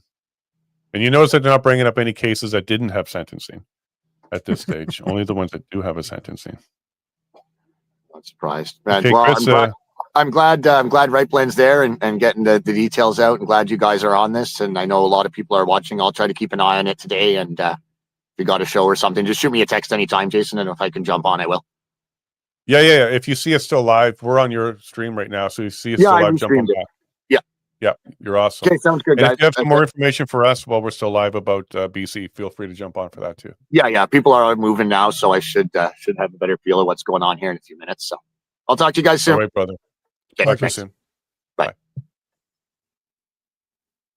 All right, Nico, this is unraveling kind of how we seen before. Okay, number 19 now. Yeah. Oh, there we go. There's the magic word, Pulowski. Yep, there they go. So they're going through them all. So update number 19. There's Pulowski, the case of Pulowski. So this is unfolding the way we thought. They may even bring up James Sowery because he was sentenced as well, but he's out pending an appeal. Leave to appeal for Pulowski, Supreme Court was dismissed. Yes, there we go. So his appeal has kind of died now. And it remains to be good law in Alberta. So they're going to use that as binding or precedence, or what's the term? Not binding, but persuasive. And it's good law, which means the appeals are done on that one. So she's setting up the stage to provide at least months. It doesn't look like it's going to be years. None of these came out to be years, just months. So it looks like she's setting up for that. And there seemed to be also a possibility of house arrest. Like it doesn't. For sure. Up to now, it seems like it might not be in prison. Which well, is with the thing, exception, right? with the exception about the part about Marco van Hugenbos, because he was identified as the leader, he ended up getting time in, whereas others were kind of on a 1 degree away from being leadership, and they didn't. They got the community. But also the Pat King one, she raised it. It was 6 months, I think, or no, 12 months or 9 months. Anyways, several months. It was 12 going months to be, earlier. Yeah, but he had time served. So we'll see where she goes with this. My prediction, not hope, my prediction is there's going to be time in there for at least Barber, because he hasn't spent any time in jail. So he has no time served right now. And then I expect him to be out quickly on appeal, pending that process as well. But as you just saw here with Pulowski, the Supreme Court dismissed his leave for an appeal. So Supreme Court won't touch this stuff. That will be binding on basically everybody else that tries to go that route. The Supreme Court very rarely will hear cases, so I'm not surprised. Yeah, but wouldn't that be the perfect case, though? Who, Barbara Leach? Yeah. We'll see. So We'll see. I don't know if they will be able to. Usually when it's the government filing an appeal at Supreme Court, they'll hear it. But if it's the people, it's rare. It's very rare. And while we're actually doing that, I'm going to pull up the Supreme Court on my phone and see if there's any changes to their announcements on their side. I've been watching these every single day to see if there's any updates. Nope. Same as yesterday. But Talking we're about not. the I'm ostriches? not expecting a result for the farm this week. It could be next Yeah. week. Yeah, I can feel it's getting somber. It's getting difficult. Funny enough, man, it was kind of sunny when I got up. I just turned around Is it to go cloudy? upstairs to check on my son. It's raining and it's cloudy as hell outside. It's gray, gray, gray, gray. So what you're saying is not just an emotion, it's visual right now for me at least. So yeah, it's, Yep. you know, man, I don't like where this is going. I really don't like it. It's not it's a dangerous precedent. That is a dangerous precedent for anybody that wants to protest. Okay, and we still have Jeff and Pat in there, so I'm sure we'll get a text pretty quick when this actually comes out to find out. She's making her way there. She's getting to the end of what they normally do with the sentencing. She might jump into some more case law, but it looks like she's gone through the main ones that we're aware of. Yeah, I thought that would be. What are your thoughts right now? It's cloudy for you. I haven't looked outside yet here. Or am I don't know if Padge is brother, listening. I don't like where this is going. I just don't like where this is going. It bothers me that the left cannot recognize what's actually going on, that one day that will bite them in the ass. Like everything that's happening right now, it's precedents. Everything that they're trying to pass as per the bill, I'm going to say them a million times. C2, C8, C9, and C63 is literally surveillance, censorship, and now they're proving to us that they've weaponized our justice system. And that's what I'm seeing right now. And it's hard. You know, as much as I talk about this all the time, I talk about this every day, it's still hard for me to believe that this is the case. Like 1984 was not meant as a blueprint. It was meant as a warning. It wasn't a blueprint. And it seems, you know, there's a part in 1984 that you're missing. We don't know how we went from our society to their society. The book pretty much starts in the dystopian environment. But the more, since the first time I read this book years and years and years ago, I've been asking myself, how do we get there? How do we get there? Over the past couple of years, I'm like, this is exactly how we get there. This is exactly how we end up in 1984. And you know, I remember when I watched Terminator for the first time, I thought that was science fiction, right? The AI that takes over the world. Now, science fiction is actually possible today. The same thing is true with 1984. I watched 1984 and I'm like, you know, like it's right there. Here's my collection just above me of books here. George Orwell, the all-seeing eye. That's my Orwell collection, and I see it every day, and I'm just like, damn, he was so right. It is scary times, man. It is absolutely scary times right now. Well, clearly my wife is listening because she sent me a message saying the sun is out. So over here it's okay. And here's update number 20. Here we go. We thought it was going in this direction as well. They're talking about Tony Olenek and Chris Carbert. They got 6 months for mischief. Yep, that's completely true. Talking about another man who got 2 years conditional sentence. I'm not sure who they're talking about here because this is not James Sowery, a mischief who pled guilty to a weapons offense. I actually don't know who that is. Let me try and think. Yeah, that's going to be a separate incident than the main one, so not the Coutts 4. But Tony Olenek and Chris Carbert, there you go, Chris Carbert, 6 months for their part of the mischief. The Blanchfield case they're talking about as well. Defense argues copycat case, lasted only 10 hours, encourage others to continue from the top of his truck. And you got another one in Soprano. Not sure who that is spelling. Big protest. Oh, okay, yeah, these are some older ones going back before the convoy.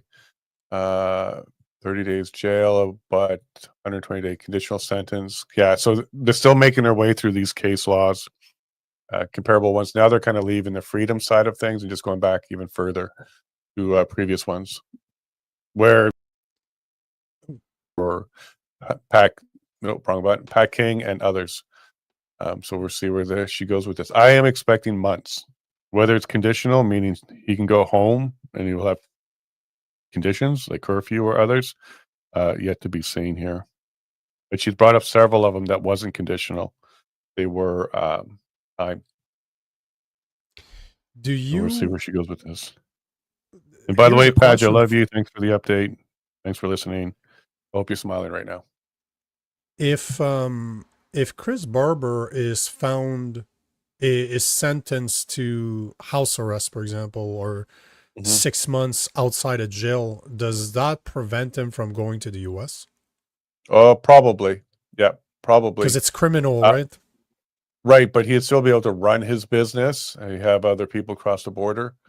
But yeah, probably he would be not able to go down to the U.S. Plus, if he's got a conviction record, he won't be able to cross the border anyways, whether it's conditional or not. The criminal record itself would be enough to stop him from traveling to the U.S. That's my point. So any time that he's in trouble. Correct. Yeah, no, pending appeal, pending a reversal and appeal, he would not be able to cross the border. Yeah. Man, so now... But he'll run his business. He'll still be able to do that. Others can cross the border that work for him. That won't impact them. But I think the best case scenario is they both go home with conditional sentences. The worst case scenario is they both do not go home and they have to do the sentencing appeal and get them out as quick as possible. You know, I'm... as a guy that normally spends, over the past 4 years, I spent half of my time in the US. And I want to continue doing that or even move there eventually. Who knows, right? If that's telling me that for the next people that are standing up for something, standing up to the government, they could get sentenced exactly how Tamara Lich and Chris Barber seems that they're going to get. Yep. Seems like it.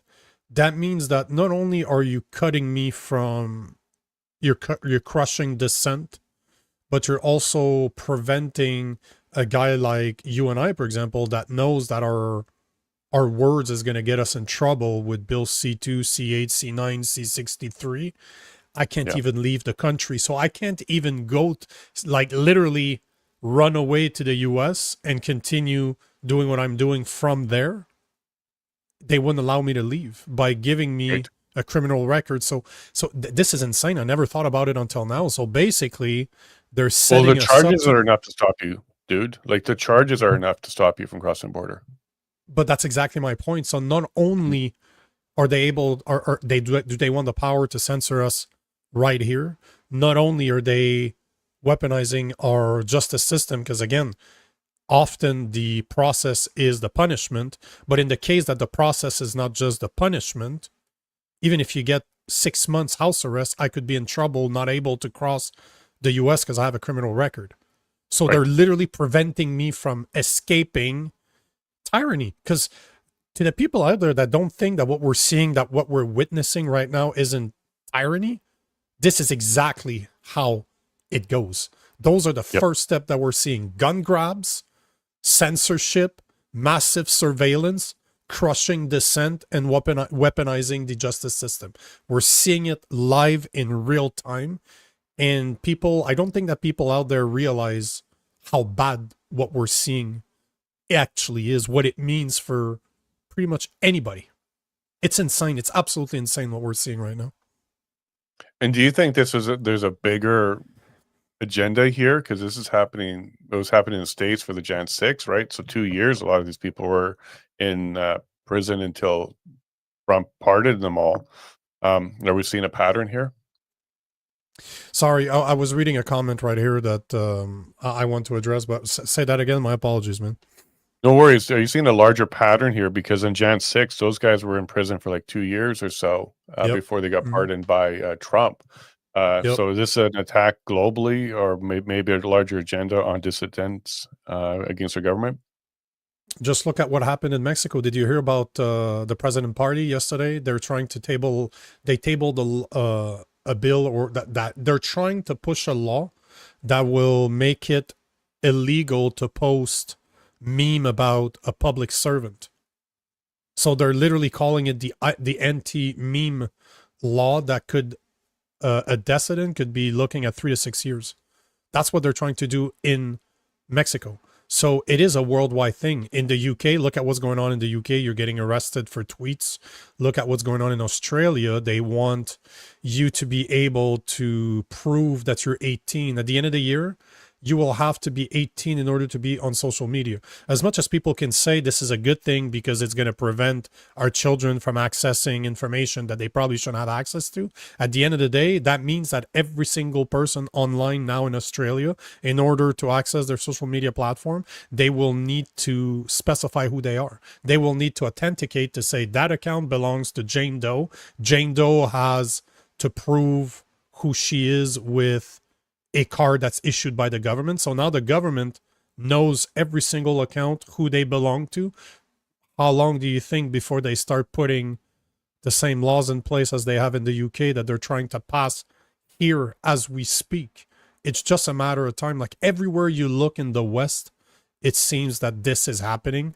And those are all things that are being pushed by the WEF, the WHO, by the UN. Those are all things that are being pushed worldwide.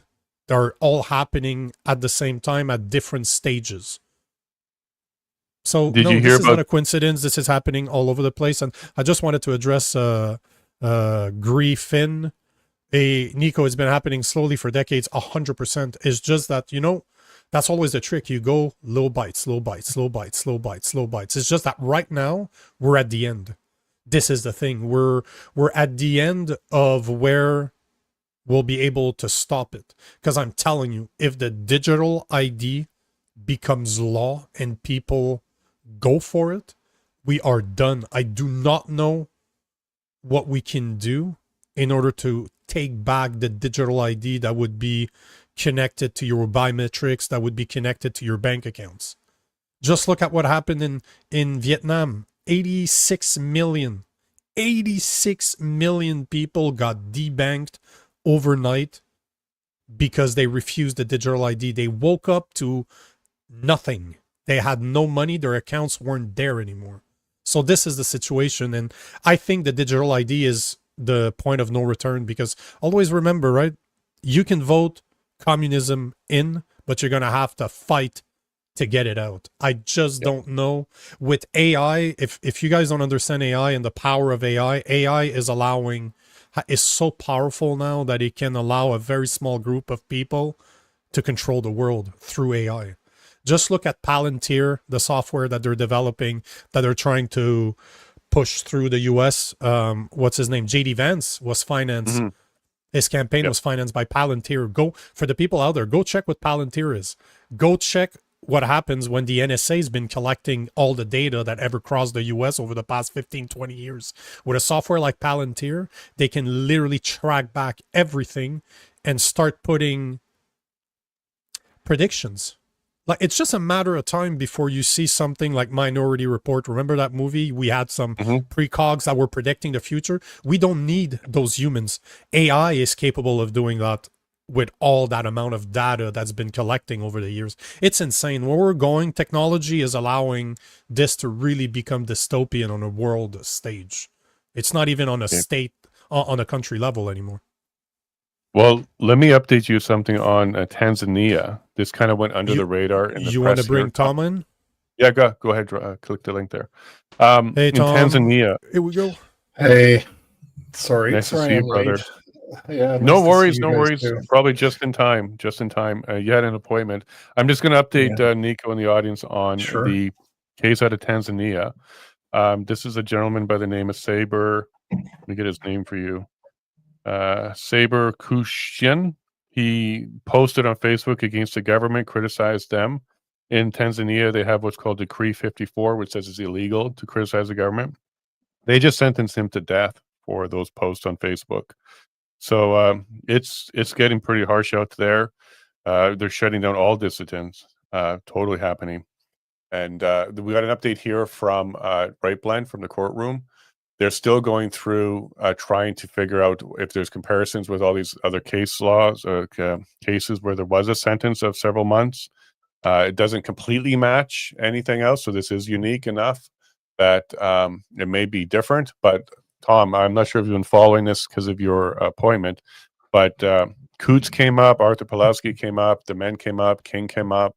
All of these ones where Mischief was guilty, and they received somewhere between 4 and 12 months their sentence. So your thoughts? Yeah, I just before I logged on, I was checking with Right Blend as well, watching his commentary, and I did reach out to a couple of people that are in the courtroom right now, and everyone said just follow what Jonathan's doing. So Yep. I did read through all of the updates. It seems very reminiscent of the actual conviction. I was back there, I think, in May when they got their convictions read. It was 6 hours. This seems like it's going to be another. Just sit there for the next 6 hours and listen to me, and I'll tell you the punchline at the end of this massive joke. So yeah, it's quite disturbing, and and I think it's important to reflect from the last time that I was there and I sat in the courtroom when they heard their convictions or their verdict. There was no discussion, no mention, no reflection on the actions of the government that actually, for the previous 2 years, that led to the manifestation of the convoy itself. There was no consideration given to that from what I heard from the judge. And it doesn't look like that's what they're doing again. What it looks like what they're doing is they're looking at all the people that got convicted and sentenced, and they're applying that to them.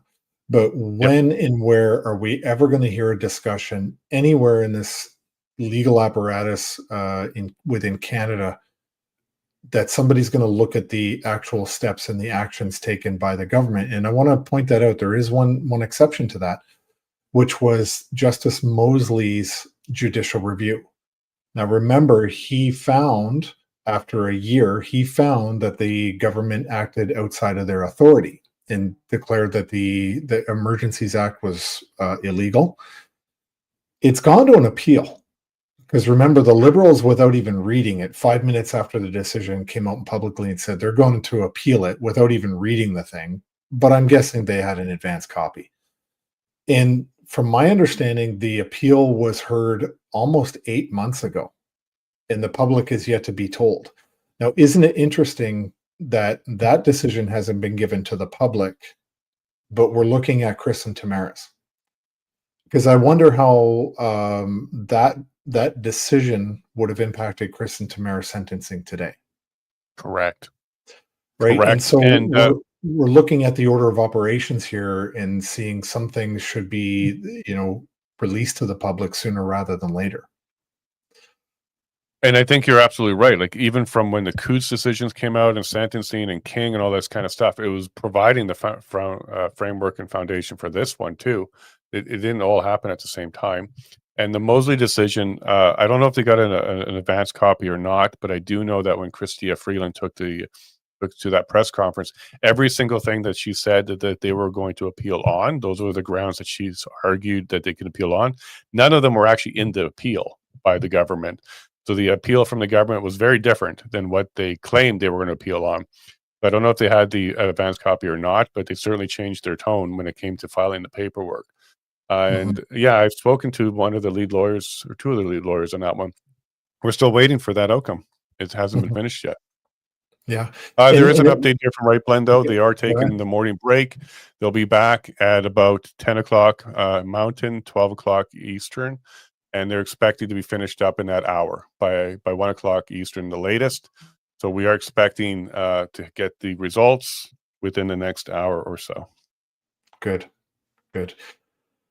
And, ultimately, let's just have, I wish the courts would have a serious conversation about even their own complicity in the manifestation of the convoy itself. And I've had this conversation a few times with people before. It's not the most popular perspective, I think, amongst some of the lawyers out there as well. And it's the fact that the courts for the 2 years prior to COVID kept taking judicial notice over and over and over. And Jason, you and I have talked about this before. The courts kept saying, we are going to defer to the expertise of the public or the medical experts. Okay, but if we look at Dr. Lorenko, I think she's the one in charge of Health Canada. She's not an MD, but this is who every month was signing. Every 30 days had to sign on the authorization for the government of Canada to continue giving the injections to the public without going through proper clinical trials. And so we saw a judiciary in this country who constantly, in my view, as not a lawyer or legally trained, but in my view, had a gross misconduct and a failure to protect the people of Canada by being a check and balance within our government system, where we have, the executive, we have the legislature, we have the judiciary.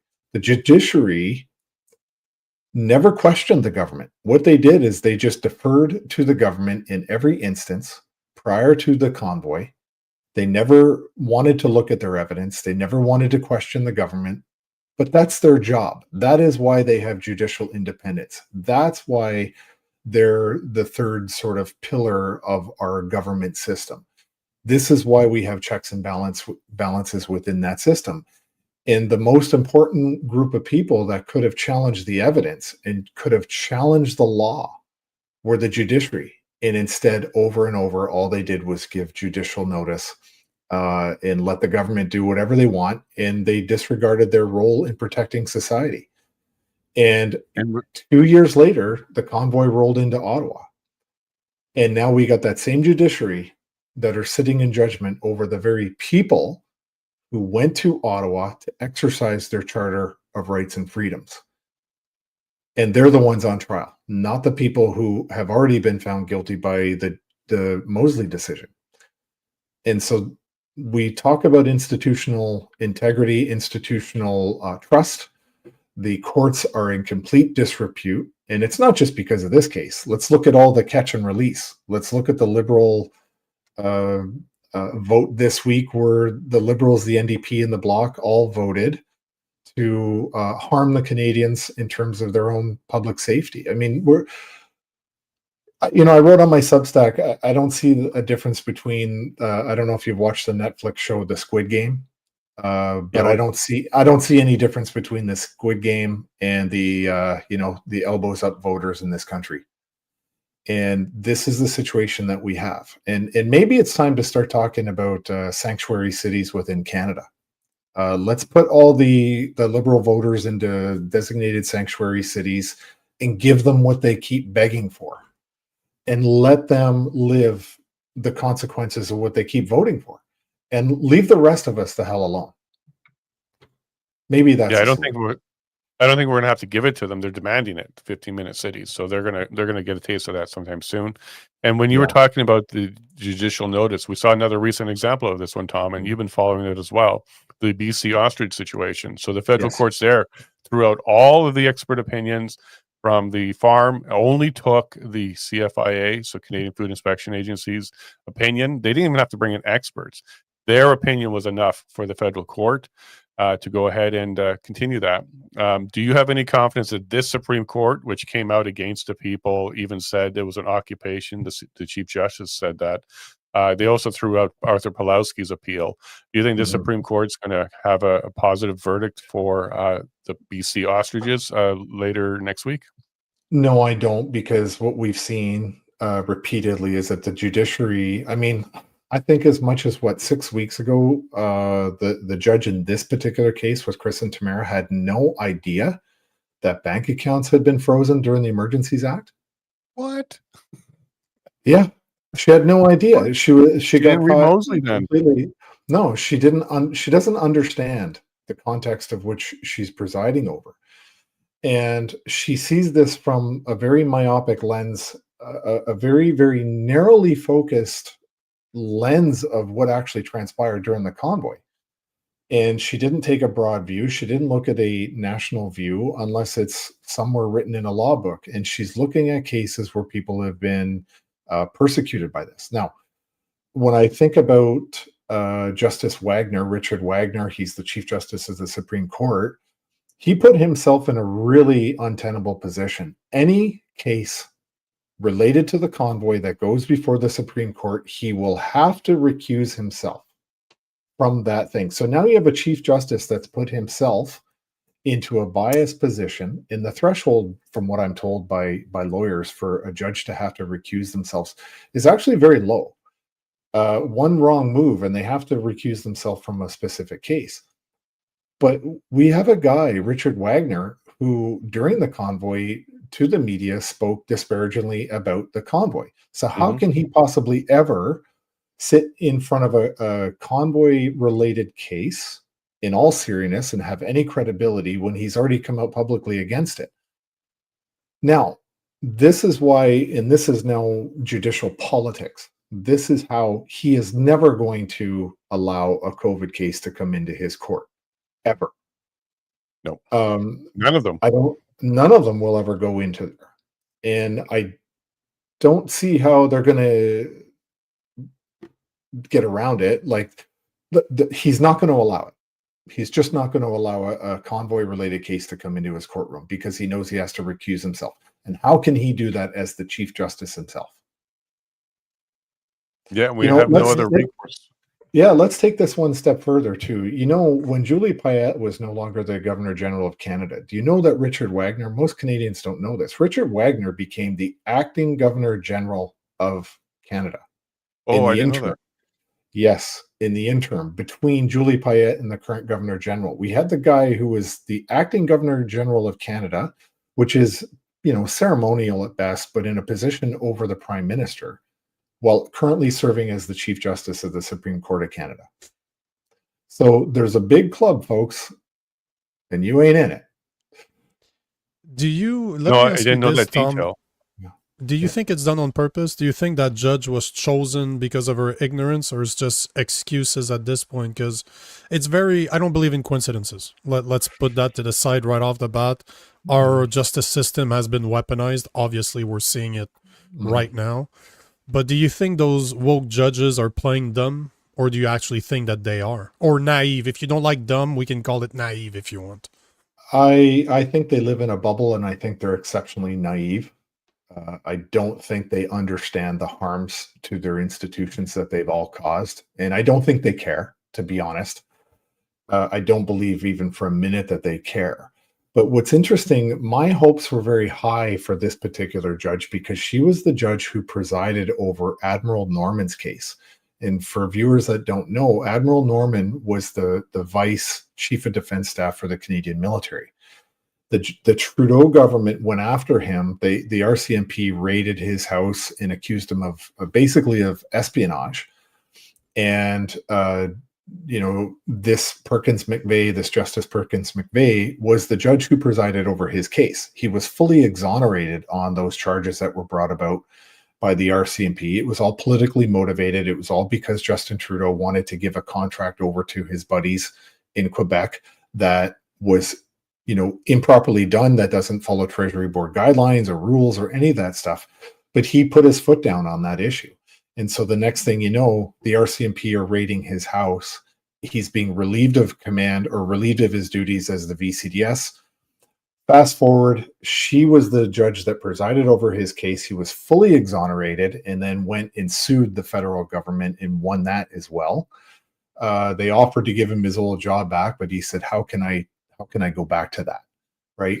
So I was very hopeful that she was going to do this, but then you raise the point of ignorance. I think she's unbelievably ignorant of the big picture of what's really going on. And maybe she's oblivious to it. Maybe she's complicit. I don't think so, because what I have seen also, there were a couple of COVID cases that came before her, and her own colleagues, will say loosely, started to attack her and were demanding actual appeals on at least one other decision that I saw that she made related to COVID. So what we saw in the beginning is that she seemed to have a good reputation of being fair and balanced in abiding by the law. But we're also seeing a completely one-sided review of this particular case. Now, I'm not a lawyer. I'm never going to be a judge or even a JP. But I think overall there has to be an examination of the context in which the convoy was even made manifest in this country. 2 years of protesting, not a single politician listened to anything that the public had to say about it. And as a result, the convoy went there. And here we are.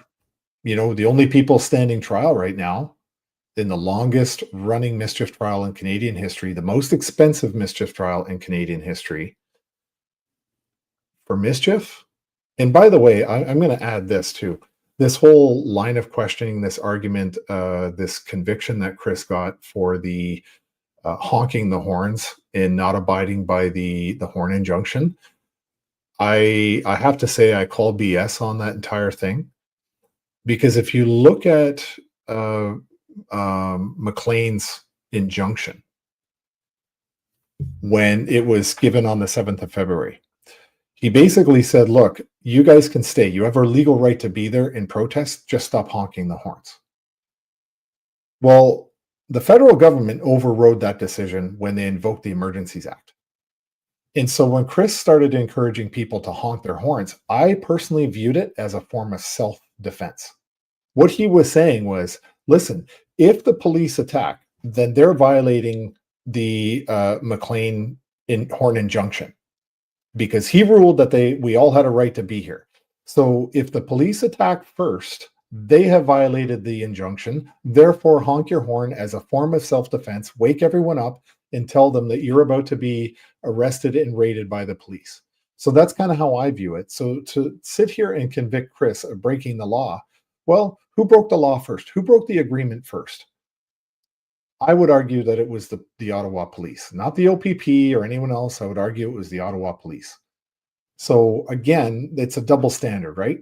Completely double standard. And what's happening right now in Ottawa this week in terms of other protests are going on? Are any of those people going to be, held for a mischief trial? No, they're not. You heard about the pro-Palestine, like Ottawa canceling the noise tickets for the pro-Palestinian demonstration in late 2023, 2024, right? Tell me there's not a two-tier system right here.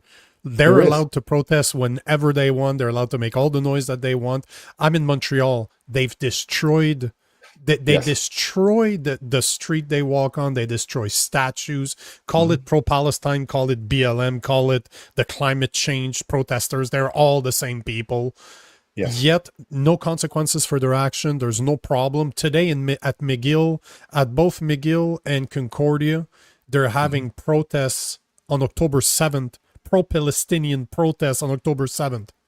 Yeah. That's not a coincidence, right? Like, come on. It's pretty brazen. Very overt. It's a big screw you. And in Montreal, they had their Muslim call to prayer right in front of the church. I'm sorry, but you have Basilica. Yeah, I'm right here. I'm super close to it. Yeah, you literally have places of worship all throughout Montreal. Why do you have to do it on the street, blocking traffic in front of a Christian church? Why do you have to do it there? It's not just a Christian church. I'm sorry to cut you off, but the nicest Christian church, if not the most renowned Christian church in Canada. It's not any other one. It's literally, if you've ever been there, it is a masterpiece. It is a beautiful, you don't need to be Christian to appreciate Notre Dame Basilique in Montreal. It is a beautiful, beautiful monument. Beautiful. Yes. And it wasn't selected out of oops, we didn't know. No, you knew exactly what it was.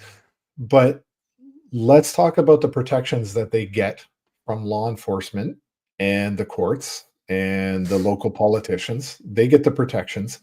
But if you are somebody who identifies as coming from a Christian descent in this country, forget it. Forget it. You have no Charter of Rights. I mean, we're seeing people get ticketed for waving the flag in the wrong area.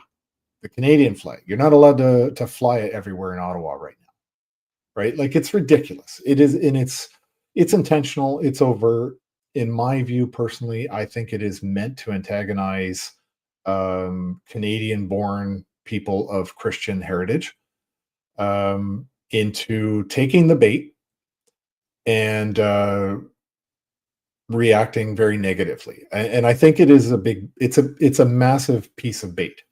And I'm very impressed with the Christian community across this country who have not responded and taken that bait. But it's only going to go on for so long. It can only go on for so long. At some point, we will get to a breaking point. I agree. And it's sad, but I think that that's actually the truth. But it'll Now, be Christians that will be put on trial for it. Now, I Nobody want else. to take us back to something you were talking about earlier there, Tom, about Perkins McVeigh and her history about being appealed. So the case she saw or heard was Alan Remley, and he was accused of mischief during the convoy, and he had the mobile gas station, so he was using a child's wagon loaded with jerry cans. She acquitted him, but the Crown appealed it, and it was overturned. So that was the slap of the hand that happened during this trial with Barbara Leach that she received for going ahead and acquitting somebody. And again, all he did was he had jerry cans in a wagon, and he was bringing it for the heating of the trucks, and also so they don't seize up. You got to keep those things running from time to time. And she acquitted him, but this is what judges are very worried about: are appeals and their decisions being overturned. This is kind of like a loss for them when they get that, and that happened during the Barbara Leach trial. So I think prior to that, Tom, I was very hopeful with her, just kind of like you were, where you're mentioning her previous case. I was hopeful for her, but when this happened to her during the trial of this, I was very concerned. And I don't want to say that's when we saw a change in her approach on how she ran her trial, but reaching that guilty verdict, I think, was influenced by that appeal that she had to go through. Yes, I agree with that as well. But here we are, right? Here we are. We're constantly referencing the actions of the public, but we're never reflecting on the actions of the government. Correct. It's always us. It's always you. You're the problem. You are the ones who are misbehaving. That we don't care about your abused child syndrome that you've suffered on behalf of the government. It was how you misbehave when you didn't like what the government was doing. And for people that don't know, I was with Chris and Tamara, Eva Chipiuk, and Brian Peckford and his wife, Carol. And we were all sitting in a room together having a coffee. It was the first time I got to meet Premier Peckford. And he was describing to us the days when they were creating the Charter of Rights and Freedoms in this country.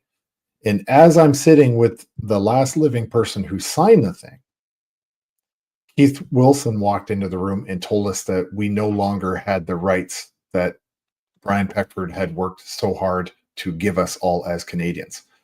Right. In an American context, that would be like sitting with John Adams, Thomas Jefferson, and George Washington and finding out that, you no longer have rights in your country anymore.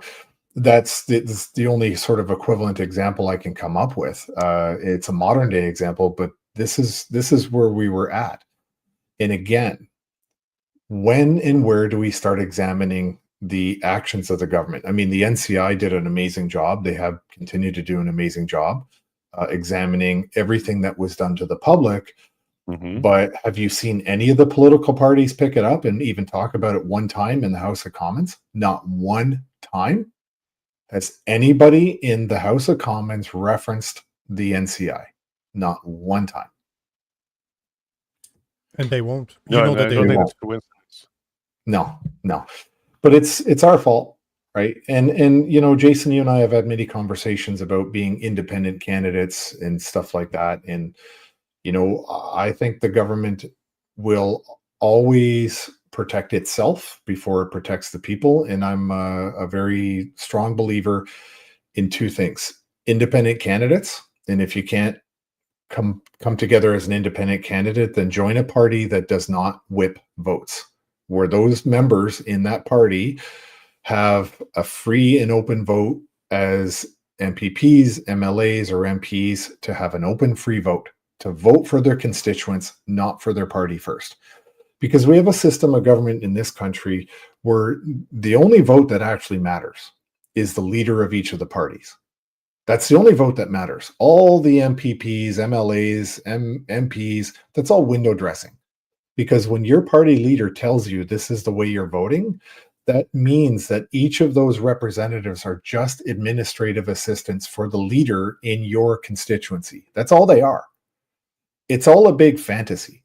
And so support people that are independent candidates, or support parties where their party, as part of their party charter or constitution, does not whip votes. All the votes are free and open. That's more close to the system we should have. But we are miles away from that. And I think people will be really disappointed if they keep thinking that there's a political messiah out there that's going to come and save us from all of this stuff. There is no political messiah out there. The political messiah is you getting off of your ass and putting the best interest of yourself, your family, and your province, your city, and your country ahead of your tribalistic political party. That's how we get out of this. And like Eva always says, democracy is really hard. And Candace Owen says, get a helmet. Right? But get in the game and start making these people accountable. You need to be on the phone, sending them letters, doing everything you can to tell them, you listen to me, your constituent, before you do what your party leader tells you. But that's not what we have here. We have an absolute dominating power of attorney relationship with all of the elected reps that we have in this country. And until we end the power of attorney relationship with representatives, elbows up. The session's back in. Right Blend has, Jonathan's posted another one. Now they're starting to go through the aggravating factors, things like Barber knew that it would be aggravating the residents.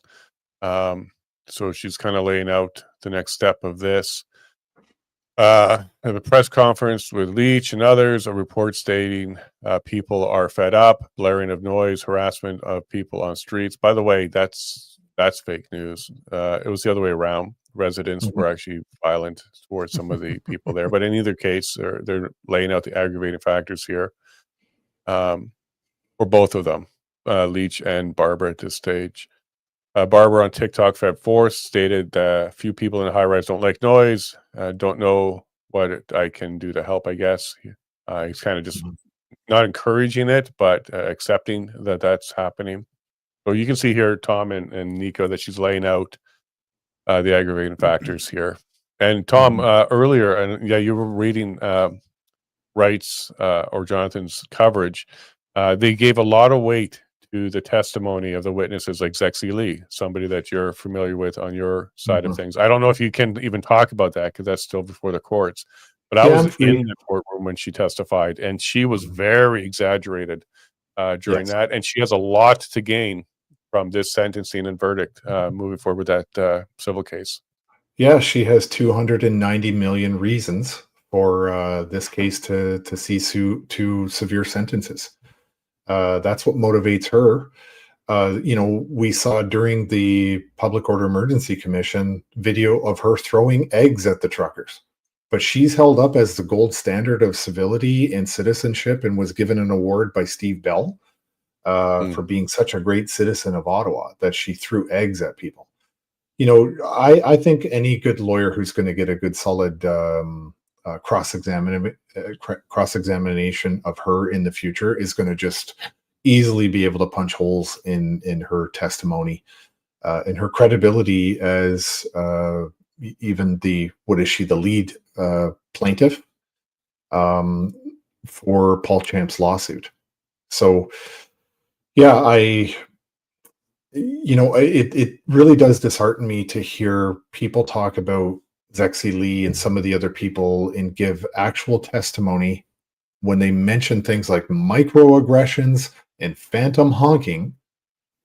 But we're hearing testimony from the witness impact statements on the positive side. Let's talk about the number of people all of us have met.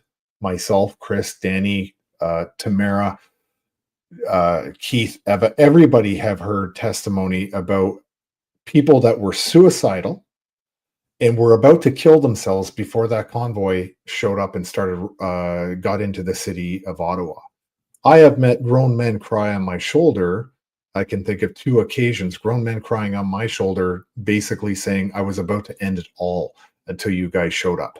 Where's that in comparison to hearing microaggressions and phantom honking? How about the 6-year-old that I know about was suicidal before the convoy started, in comparison to Zexi Lee's phantom honking and microaggressions? This is the kind of, I mean, let's get serious about this. Let's put this into perspective.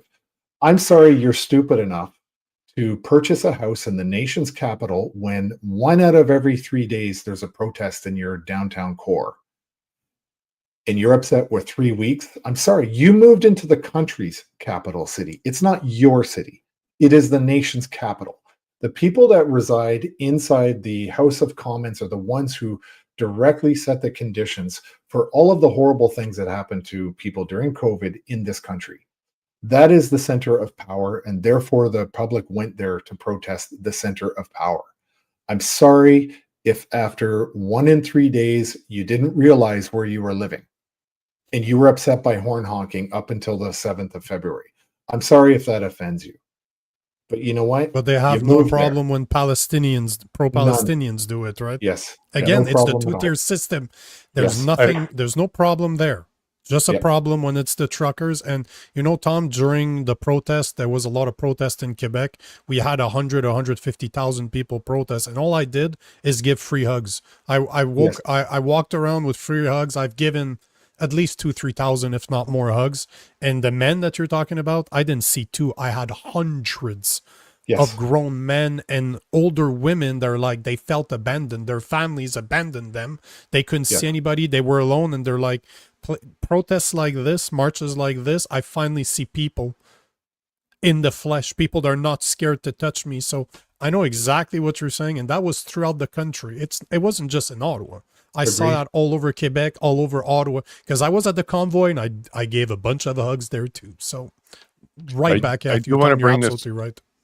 I do want to bring this video forward from David Creighton, who's there. He did a short little video here with Pat during the break, and he wanted us to share it. So I want to go ahead and do that for David. It's 11 seconds. So let's see what he has to say here. Was it announced? How did it go? It's a shit show. Just like mine.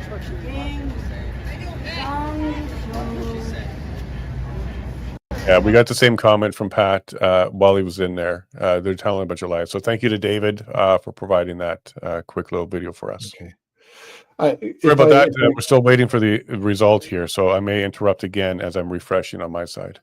Yeah, if you don't mind, I saw one of the comments just now while you were playing that. Bumpy Johnson makes a comment. We don't highlight that guy. Oh, okay, because I was going to say, you know, He's an agitator. I can tell you, because I was the guy who identified it and I was the guy who was policing it, me and a team of people for emergency lanes. I can tell you fact that we policed and kept those emergency lanes open. And I can tell you fact, on more than one occasion, the police would ask me to go and check out an intersection or an emergency lane that was blocked, only for me to go and find it was actually the police or the city's heavy equipment that was blocking the lane, not us.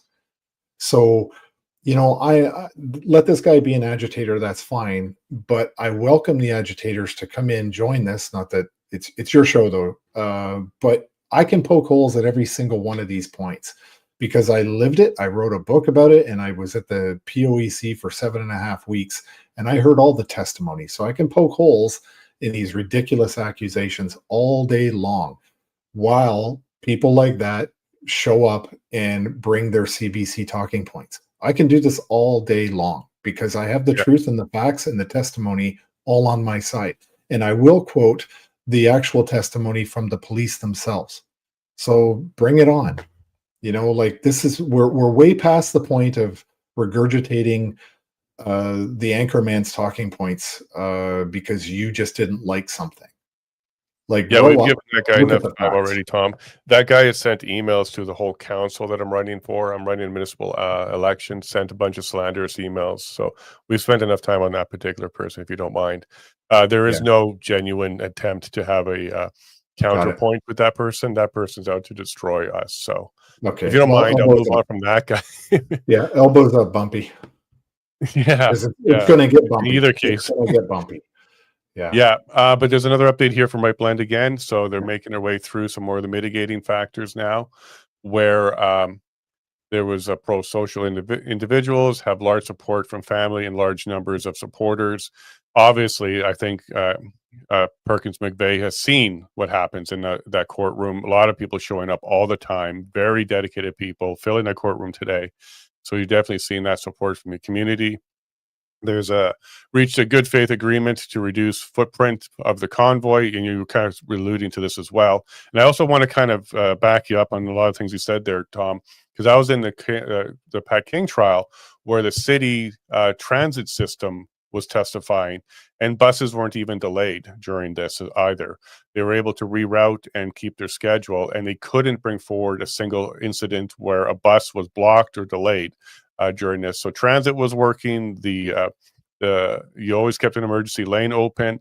And yes, we also heard testimony from the city during Pat King's trial that when there was blockages, it was the police or they were using city vehicles like some of their larger equipment. They were using that to block some of the streets.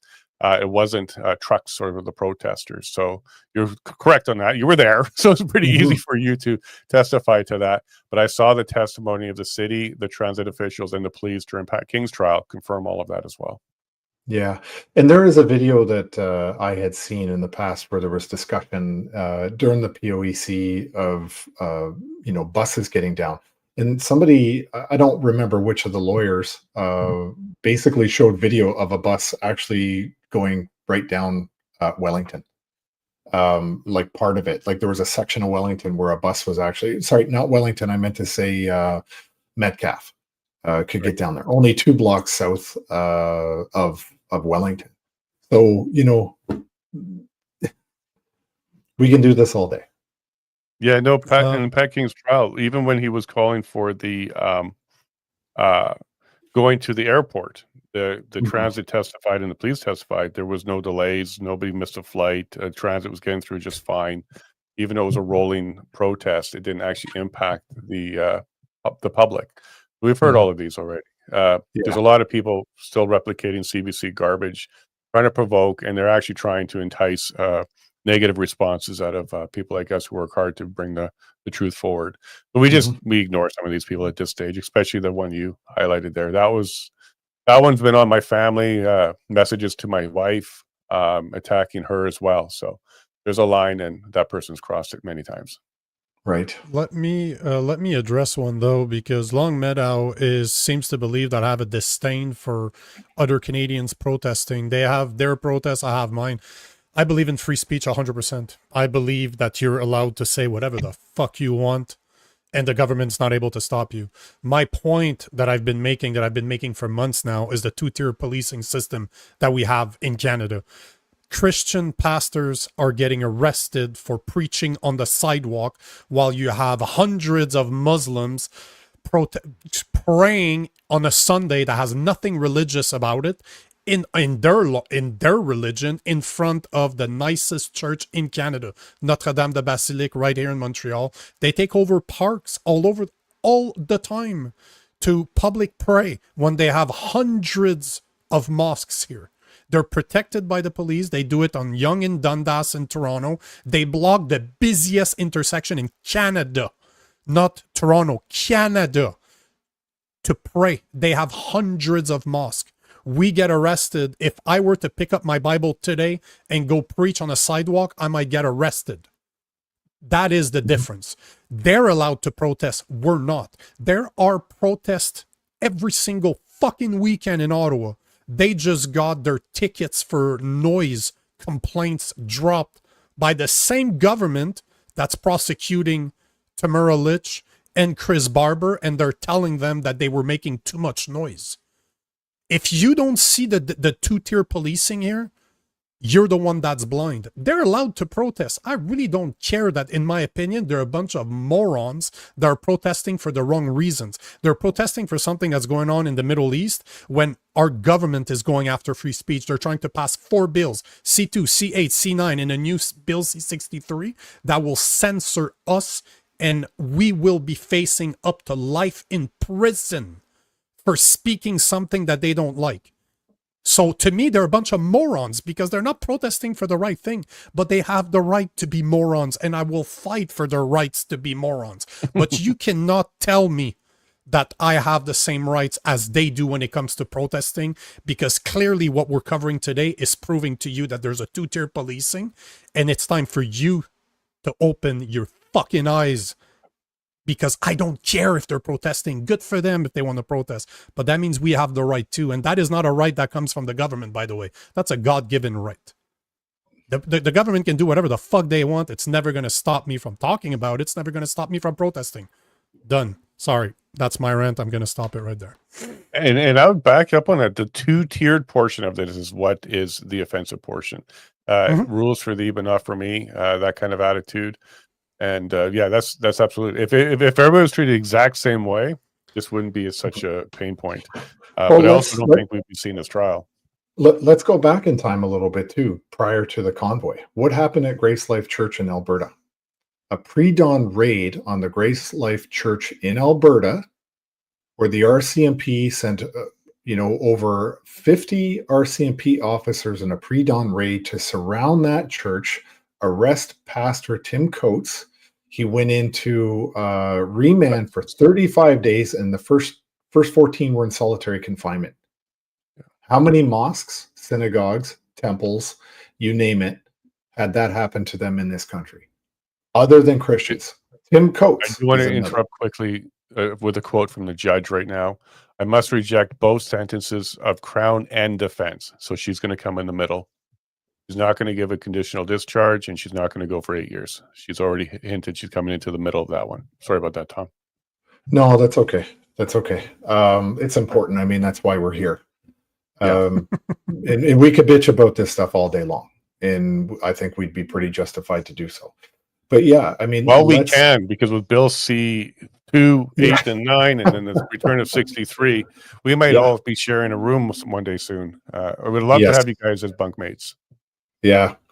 Well, listen, we have to be open and honest. I mean, if we had a government right now that saw, let's say, 115 temples that were either vandalized or burned to the ground in the last 3 years because of let's say an incident that in the past the Canadian government did to I'm just anyone other than Indigenous people in Canada.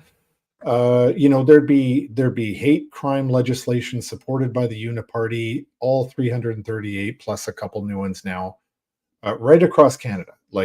But because it's happening to Christians, crickets. There's at least 115 crime scenes in this country. How many arrests have been made? During COVID, this is a true story, and I know this because one of the victims was in my son's kindergarten class. London, Ontario, saw a young, very troubled Caucasian male ran over an entire family in London, Ontario, and killed 4 people. It killed the parents, a grandparent, and one of the children, and the son actually was the only one who survived. And it was during a lockdown, or at very least during masking. And he killed this family, and they said that it was Islamophobia. It was a hate crime. It was motivated by his bigotry. No, he was just a known young man who was troubled, and he was known by the London police, and he killed that family. And Justin Trudeau and Doug Ford could not help themselves to go there and talk about this being Islamophobia and a hate crime, and broke their own COVID restrictions and went into and did this big vigil type of thing. How about the time George Floyd, when he was killed, and Justin Trudeau took a knee for 8.5 minutes? For a guy that isn't even a Canadian citizen, for a government that has nothing to do with our legal apparatus at all. So yeah, there's a double standard. Lifelong criminal. I'm sorry, Tom. You're being very polite. Yes. We're talking about a guy that held a gun to a woman's stomach while she was pregnant. Let's be very honest here. You're talking about a guy that died from a fentanyl overdose, not from Derek Chauvin's knee. That's something I covered so much. This is, agreed. So we have a prime minister that took it 8-minute knee for a known criminal. This is what he did. It's not just BLM. We're talking about a lifelong criminal. Yes. But here you are, you look at everything that is happening to Christians across this country right now. And again, look at the double standard, constant double standard.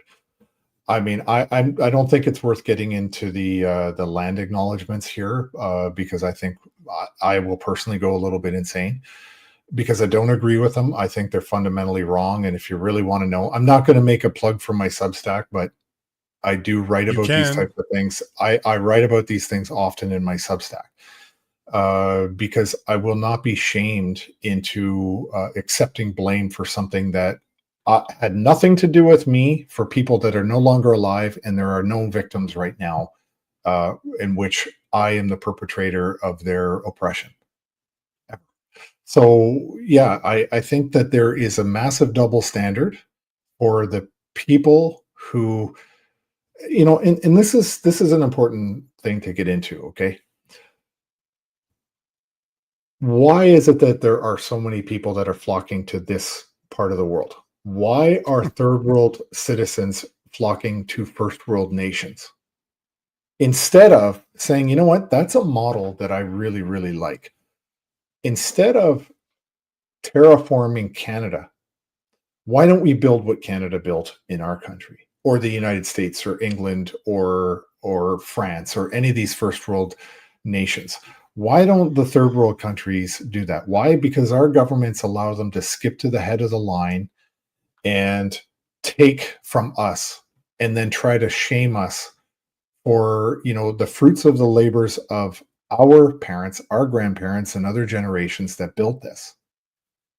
And now we're supposed to be shamed into giving it away. I'm sorry, I did my 25 years in the Army. But why is it that my Army pension is less than somebody who is apparently seeking asylum in Toronto, getting $82,000 a year?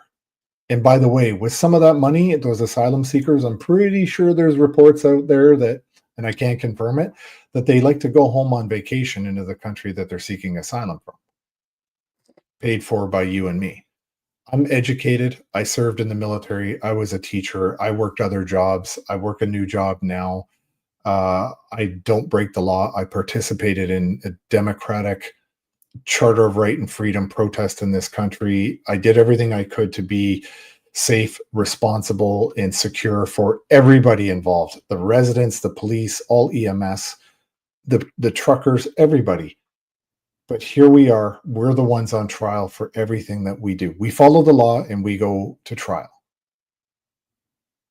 This is the situation we're in.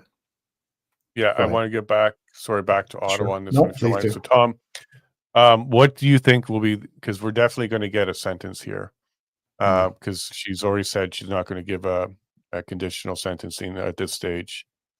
Can be appropriate. She's talking about maybe it's appropriate. Van Herk, he did a good job on his conditional. Hugenbos was put in for 4 months. Well, he got a 4-month sentence. Kind of making our way there. Do you think, no matter what, if they leave the courtroom in cuffs and have to go do some time, what will be the response from people? It will be closer to what happened with Charlie Kirk, where there'll be vigils and prayers and people coming together for hugs. What do you think will be the response from Canada on this one? I've thought a lot about this. I really have thought a lot about this, and I've come down on the fact of nothing. There'll be some vigils. There'll be some social media for a day or two, and nothing But will there come won't be of it. riots. What you're saying. There won't be riots. There won't be protests. There won't be any action. I mean, how can we go from everything that we achieved during the convoy? And when I say what we achieved during the convoy, the unity that we achieved, the recognition that we were Canadians and that we understood what our values were, and that we understood what our laws were and our rights to make our grievances known to the government of Canada. We understood all that and we came together. And that is the biggest legacy to me of the convoy. But what happened? Despite that overwhelming support for the convoy across the country, whether you're a person in Ottawa that just didn't like noise, we still elected the Liberals again. Yeah. In Ontario, twice since the convoy, Ontario re-elected their domestic abuser twice. And so how can I or anyone have any hope that there will be any form of backlash in this country when the reality is at least half of the country, if not more, want to see Chris and Tamara go to jail. Yeah. So what do you So expect, though? You know, earlier you talked Yeah. about there's no political messiah. Yeah. The conservatives, the conservatives, and I'm going to air Yeah. quote because they're not conservatives, but the conservatives that believe that Pierre Poilievre's going to save Canada somehow when he's been complicit in all of this from the get-go. He joined the Freedom Convoy at the end to score political points, so he become the leader of the Conservative Party. So Yeah. people, even the people that are thinking that Tamara Lich and Chris Barber shouldn't be in prison or should be set free today, still believe in a guy that's part of a uniparty with the Liberal Party. Because let's not lie to each other. He ain't a conservative. He's a liberal. He's not a Yeah. conservative. If you put him on the same, if you compare them to the Democrats and the Republican, I spend half my time in the U.S., so I follow a lot of American politics. They're Democrats. Our conservatives are Democrats. There's nowhere close to being conservatives. But what's the solution, right? Because wherever you look right now, all of the parties that we have are literally liberals. Yeah, there's always this talk about the Overton window pulling the conservatives so far to the center that anything even slightly right of the center is extremist, right? Well, right of so- socialism is extremist now. yeah, pretty much, right? And listen, I'm not going to debate because I'll give you a great example. Who was at the convoy with us who's now a federal member of parliament for the Conservative Party, which is Andrew Lawton. You've got Dr. Matt Strauss. Okay. He's now a conservative federal member of parliament. I mean, these guys were our people during the convoy, and they rolled up their sleeve and they joined a group that they thought maybe and they hope to have some sort of influence with. I don't see that happening. It is the Matrix in my view, and the Matrix will do everything to hopelessly enslave all who are in the Matrix, and those people enslaved by the Matrix will defend the system itself. And so this is where we're really at in the conservative movement. Now, I know Andrew Lawton. He's covered it. He's been fair. He wrote a book about the convoy. Yeah, Aaron Gunn is another person. Like, these guys are our people that will bring these issues to the forefront. What remains to be seen is how long will the conservatives allow them to speak out on important issues that we care about? Or did they say, we're going to take in these token 3 MPs to give the freedom people something to play with? I don't know. I never voted for the conservatives because I'll tell you right now, as a former army guy, I do not believe that we should have any business in Ukraine. I do not believe we should be fighting against the Russians. I don't believe we should be supporting this World War III. In my view, my estimation, I believe that NATO has done everything in its power to antagonize the Russians, to force a World War III situation. And you can go on my Substack, and I outline all of it and why I believe these things. But the fact remains that when you have somebody like Pierre Poilievre, who's constantly warmongering against Russia, it's like, buddy, have you looked at your military at all?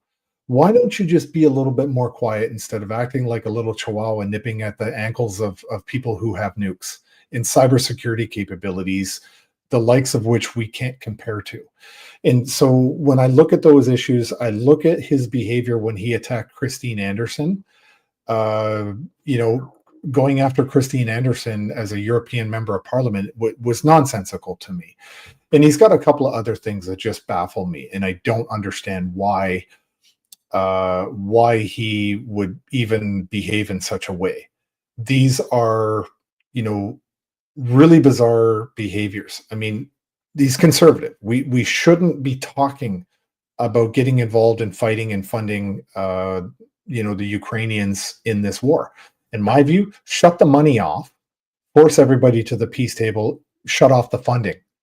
Okay. Now, I will say I'm very shocked and disappointed at a bunch of things that Trump has done.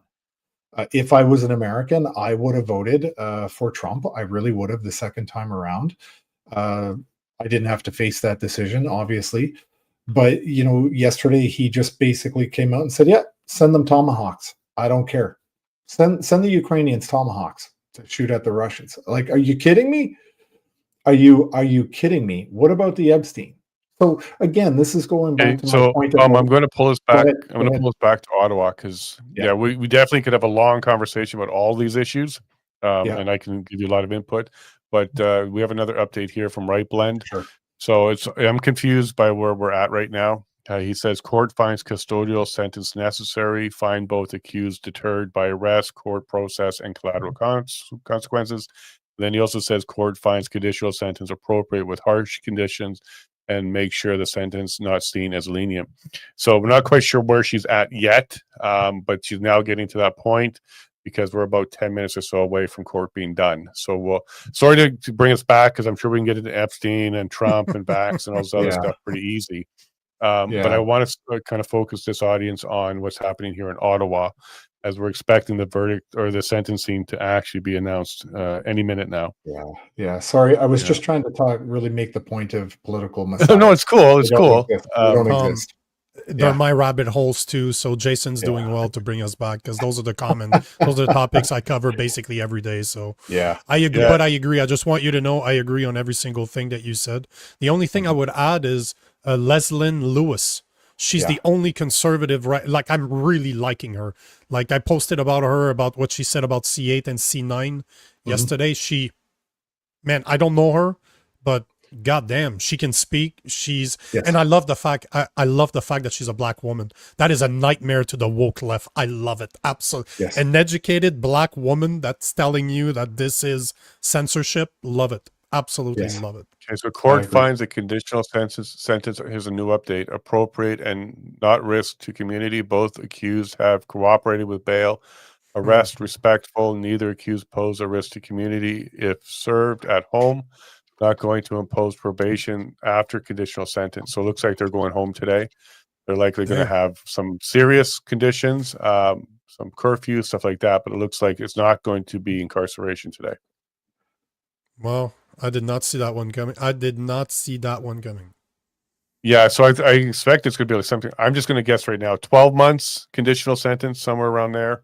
And Tamara maybe a little bit less because she had time in. Because now Tamara's time in jail or prison isn't validated by the sentencing or the verdict at this stage. She shouldn't have been in without bail. Tom, what are your thoughts on that? Well, I was just going to say, I was waiting for some mention of time served already. I mean, in two cases, she had the first 24 or 25 days. And then the second time, the most bizarre issue is picture. The fact that she was in a picture with me. I mean, the bail conditions were clear that we were not to have contact unless in the presence of our lawyers. The whole bloody room was sponsored by our law firm, the JCCF. The guy sitting at the table was the head of the JCCF. Behind her was Diane Magnus, all her criminal attorneys. Everybody in that room just about was from those two law offices. And I never spoke to her. Like, I mean, she stepped off the stage. I said, great job with your speech. Congratulations. That's it. And in that 3.5 seconds, apparently myself and Tamara plotted to overthrow the government of Canada in 3.5 seconds, where she bent down, walked by me, and I congratulated her on the speech she just gave. And they sent 2 Ottawa homicide detectives to apprehend her at her house on a Canada-wide warrant for breach of bail, and they put her in jail for 25 days. Yeah. What does that say? And how can this not be a political prosecution when they refuse to issue Canada-wide warrants for rapists and murderers and other violent offenders? But yeah, for the crime of appearing in a photograph with somebody at your 18 months conditional sentence for Barber. So we have it from Bright Blend. Chris Barber, please stand. Conditional sentence of 18 months for mischief. Concurrent 3 months for disobey court order. Served in community with conditions. Oof, that's good. And that means tomorrow's going to be along the same lines for sure. So he's going home today. But it's 18 months, not 12 like I thought. But in the ballpark. Well, he's going home today. Good. You know what that is? Like I've been saying for a long time now, the process is the punishment. 3.5 years in the process, they've been punished time and time again, and it's still not done. They Well, don't need to go to jail to be punished. 3.5 year process. Insane. Yeah. The other important thing to this is what are Chris's restrictions on cross border, because his business, he does an enormous amount of work in the United States for his trucking company. So Well, he won't be able to cross the border right now with a conviction. Yeah, I think there is an Required it, application I think there's an application that could be made between the US and Canada. My understanding. I could be wrong on that because, I didn't go to law without school. some sort of pardon or agreement waiver, Yeah. he would be like the rest of us at this stage. Yeah. So he must I'm remain in his sure- jurisdiction. So here's some of the conditions. He must remain in the jurisdiction of the court unless written permission. Must notify his name change or occupation. Must remain within his residence or property for the first 12 months, except for emergency. Once a week, allowed out 5 hours for necessity of life. Oh boy! So he can't even leave his home. So this is house arrest. House arrest. Yeah, for 12 months. If he can get out 5 hours a week for necessity of life, so like go shopping and get his haircut. Holy smokes! Okay. And must remain on the property between 10 and 5 p.m. except for employment emergencies. Oh, for the remaining period, so the last 6 months, he's going to have curfew. So he's not going to the States for the next year. No. So for 12 months, he cannot work. Well, he'd have to work from home, his home office, but he can't leave. Yeah. Yeah. Any discussion about what's going to happen to Big Red? Not yet. That's a good question. We're looking for that one too. But that's a different case, isn't it? No, they'll be part of the sentence. Okay, they'll be believe. part of the sentence today. I thought it was different. Well, they made their argument separate because they want to seize his truck. Oh boy. Well, his father and son are co-owners of that truck as well. So, yeah. I mean, this Once is again, they're just trying to kill an icon. That's what they're trying to do. They know that Big Red was an icon to the Freedom Convoy, and they're trying to kill that. But for all the people, if I was a trucker, I would paint my truck red too. Yeah. Well, you'd be doing what they don't want you to do. So yeah, it'd be. This is why I'd be doing it, right? Yeah. Yeah. Wow. Yeah, she wasn't 12 joking when she months, said conditional with harsh terms. Okay, let's see if we have an update for Tamara. After the convoy, a few months after, in the following April 1st, I believe the federal government gave themselves a 20% pay raise for a job well done. You get a pay raise even though you're all working from home. And so you don't have extraordinary expenses like I need new outfits, gas money, travel, hotel, any of that. You're working from home, but we'll give you a 20% pay raise. Show me where else people in Canadian society get a 20% pay raise. Yeah. Well, it's rules for thee, but not for me. George Carlin was right. Yeah. Big club, and we're not in it. That's a visionary right there. George Carlin. Yeah. Just So pay more attention to that guy. Is he allowed? Go ahead, Tom. Tom. Somebody commented that said he's allowed to travel for work outside of Saskatchewan. No, you will remain within jurisdiction of the court unless written permission, and then it's 12-month house arrest. After that, the remaining period, a curfew on the property. He'd have to have a really, really good justification and got permission to be able to go to the States right now. Even during Because hold on, if you go up, it says for first 12 months, except for emergency of you or family are traveling to Stewart Valley for purposes of employment. So he's able to go to Stewart Valley, right? That's not the U.S. No, that's what I'm saying. So it seems like he can go somewhere for work, but it ain't the U.S. Yeah. No. Okay, I'm gonna just be silent and let you guys do the analysis, especially you, Jason. You understand this with more clarity than I do. Yeah, I'm just seeing if. Oh, here's another one. Here we go. Asked about the parents. Authorized Barber to engage in snow removal of parents' property and snow removal, so he can help there. Okay. So he's getting a little bit of permission there just to help his parents, but they don't live in the States. No. Okay. So 5-minute little break here from Greenspoon to talk to Leach, and then I'm sure we'll see the next update will be Lee Stand Tamara and hear her results as well.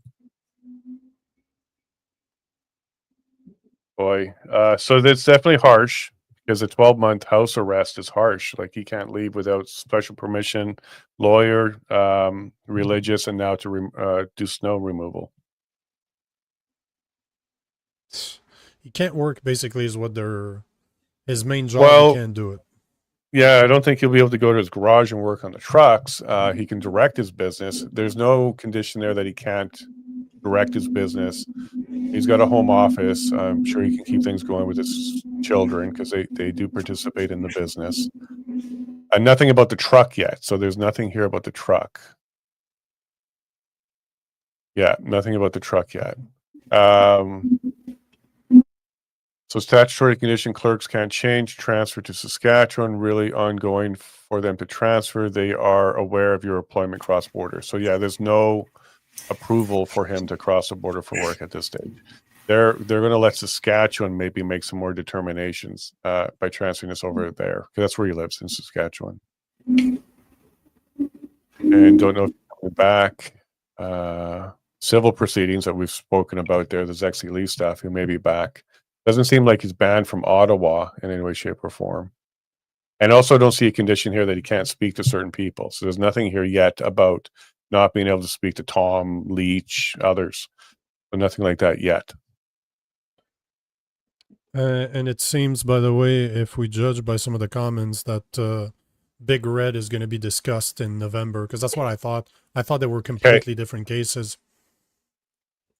Okay. Well, because they asked for the seizure, so I guess they fought the seizure through a different application. Oh, okay. So we'll wait for that result as well in November.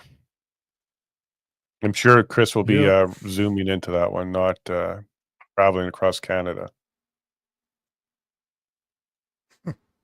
Are you surprised at this stage, Tom? House arrest is pretty harsh. It is that they would go after his livelihood like that. I'm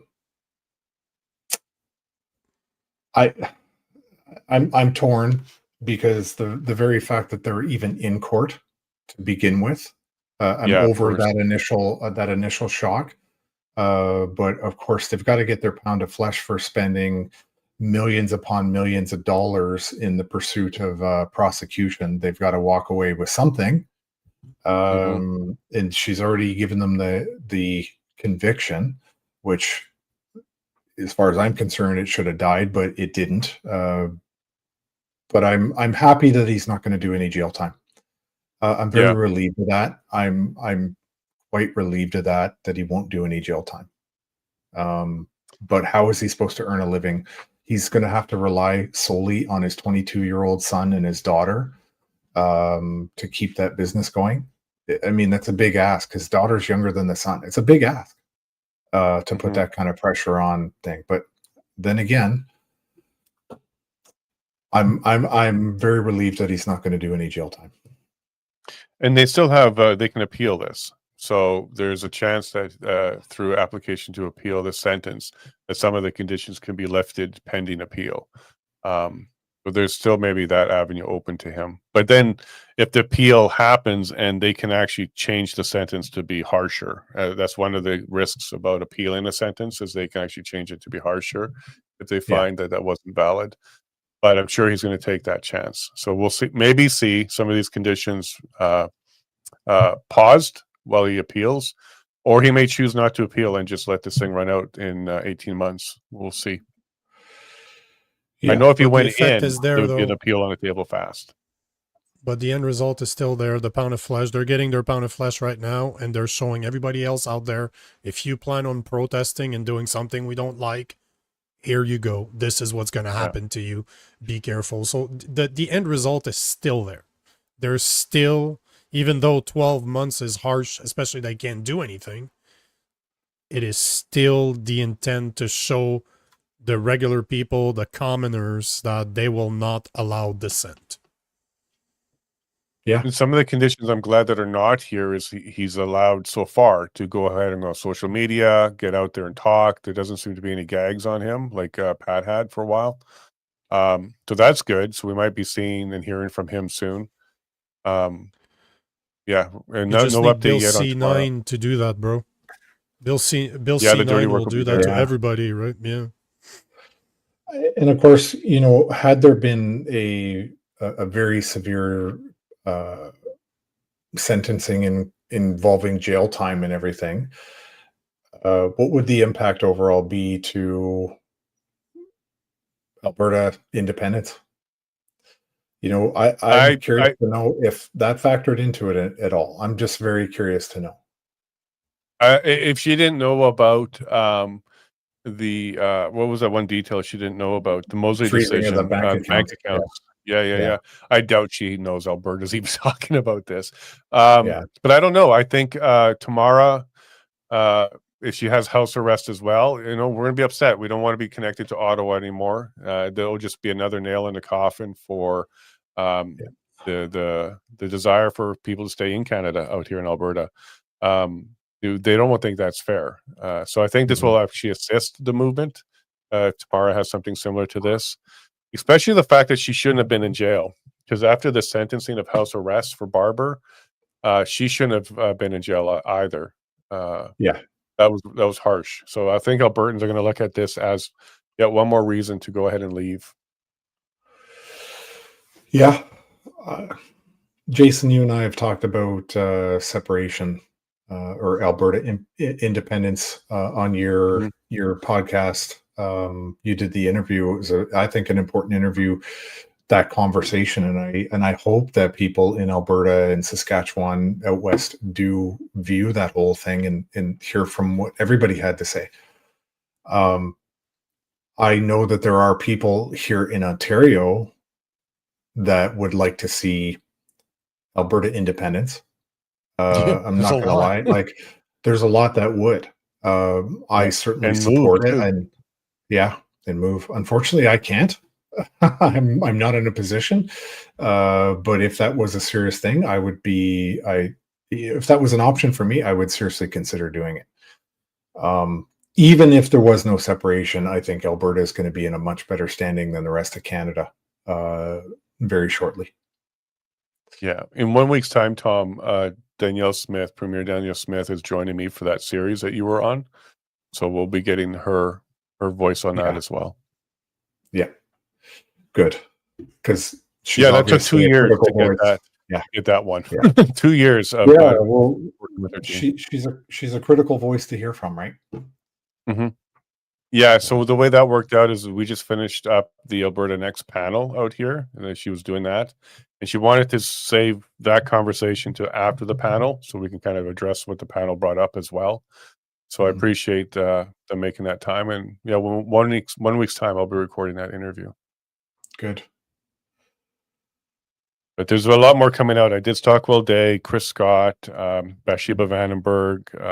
There's a whole bunch of ones I recorded just over the last couple of months that I still have to release. So you'll see some more of those come out. Hey, yeah, we don't have an update yet on Tamara. Still refreshing here. Nope, not yet. But they did take a 5-minute break, and I'm sure he's typing away right now because court should be ending shortly. That was kind of the commitment by the judge, is to be done by 1 o'clock Eastern, which is now. So this would be wrapping up quickly here. But I'm now expecting Tamara to walk out as well. Even if she gives her time, she has time served. So I think both of them are going home, and I suspect they're going to have to head back home like immediately. There's going to be no party for the weekend or anything like that. They're going to be heading back immediately to go start serving their conditional sentence. Mm-hmm. Well, I still have the bail conditions with Tamara. Well, rather, she has bail conditions. Yeah, she's not allowed to speak to me. So because I wasn't charged. I don't have bail conditions, and the conditions are about her. And I was hoping that at the end of this trial that those conditions would be removed, but chances are they won't. You never know. Well, maybe she'll get different conditions. Yeah, we'll see if that they add that as part of her sentencing conditions, because that's how it would continue after the sentencing. Yeah. But the truth is, many of the people on that list, she doesn't even know who those people are. Yeah. Same thing with Randy And- Hilliard. There was a bunch of Yeah. people, he had no idea who they were.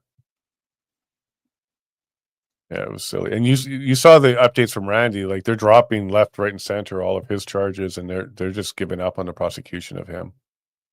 Yeah. Yeah. I'll be next week, or on the 18th, sorry, I'll be in Regina, Saskatchewan, speaking at the Prairie Rising Forum. So it'll be nice to get out there and see all of my Western Canada friends that I have there. Yeah, I found out about that yesterday, and I'm doing an event in Calgary and Red Deer on the 18th, Calgary on the 19th. I wish I knew about that event, because we certainly share an audience. Anyways, there's still some decisions on this end that might have to be made to accommodate that. But in either case, I wish I could be there. We'll see. I have an election. I got to be here on the 20th. I'm running for council out here, and the election's on the 20th of October. So it's going to be a busy month for all of us, right? Yes. All right. Still no update on Tamara. Keeping an eye on it. Thanks very much. If you guys haven't followed Right Blend, please do that. It's Right Blend, RIGHTBLEND on X. You can find him on Facebook as well, but he's posting on X right now. Give him a follow. He's doing some great work, and he does this on his own dime. The government doesn't sponsor any of our media, pay for it in any way, shape, or form. In fact, they're coming to attack us, right, Nico? Bill C11, 18, 63 is coming back. C2, 2, 8, C8, 9. C9, 63. Yeah. So if you can support Right Blend, please do that. Oh, yeah. Give him a follow, and I think he posts sometimes a link where you can contribute to his work. Do that. He's a hard worker. I know the guy. He's a nice man too. Yeah. He's been outstanding, and he's been very consistent, and he, a lot of detail goes into what he's writing, and it's quite accurate. He types like a madman. He does. So, yeah. Yeah, I'm glad the court didn't say anything about that, because he has a laptop to get this out to you as quick as possible. He's sitting there typing fast. Okay, so I think we might be getting into Tamara shortly, but I'm expecting her to be going home conditional sentence as well, because the judge didn't really put one above the other when it came to their actions.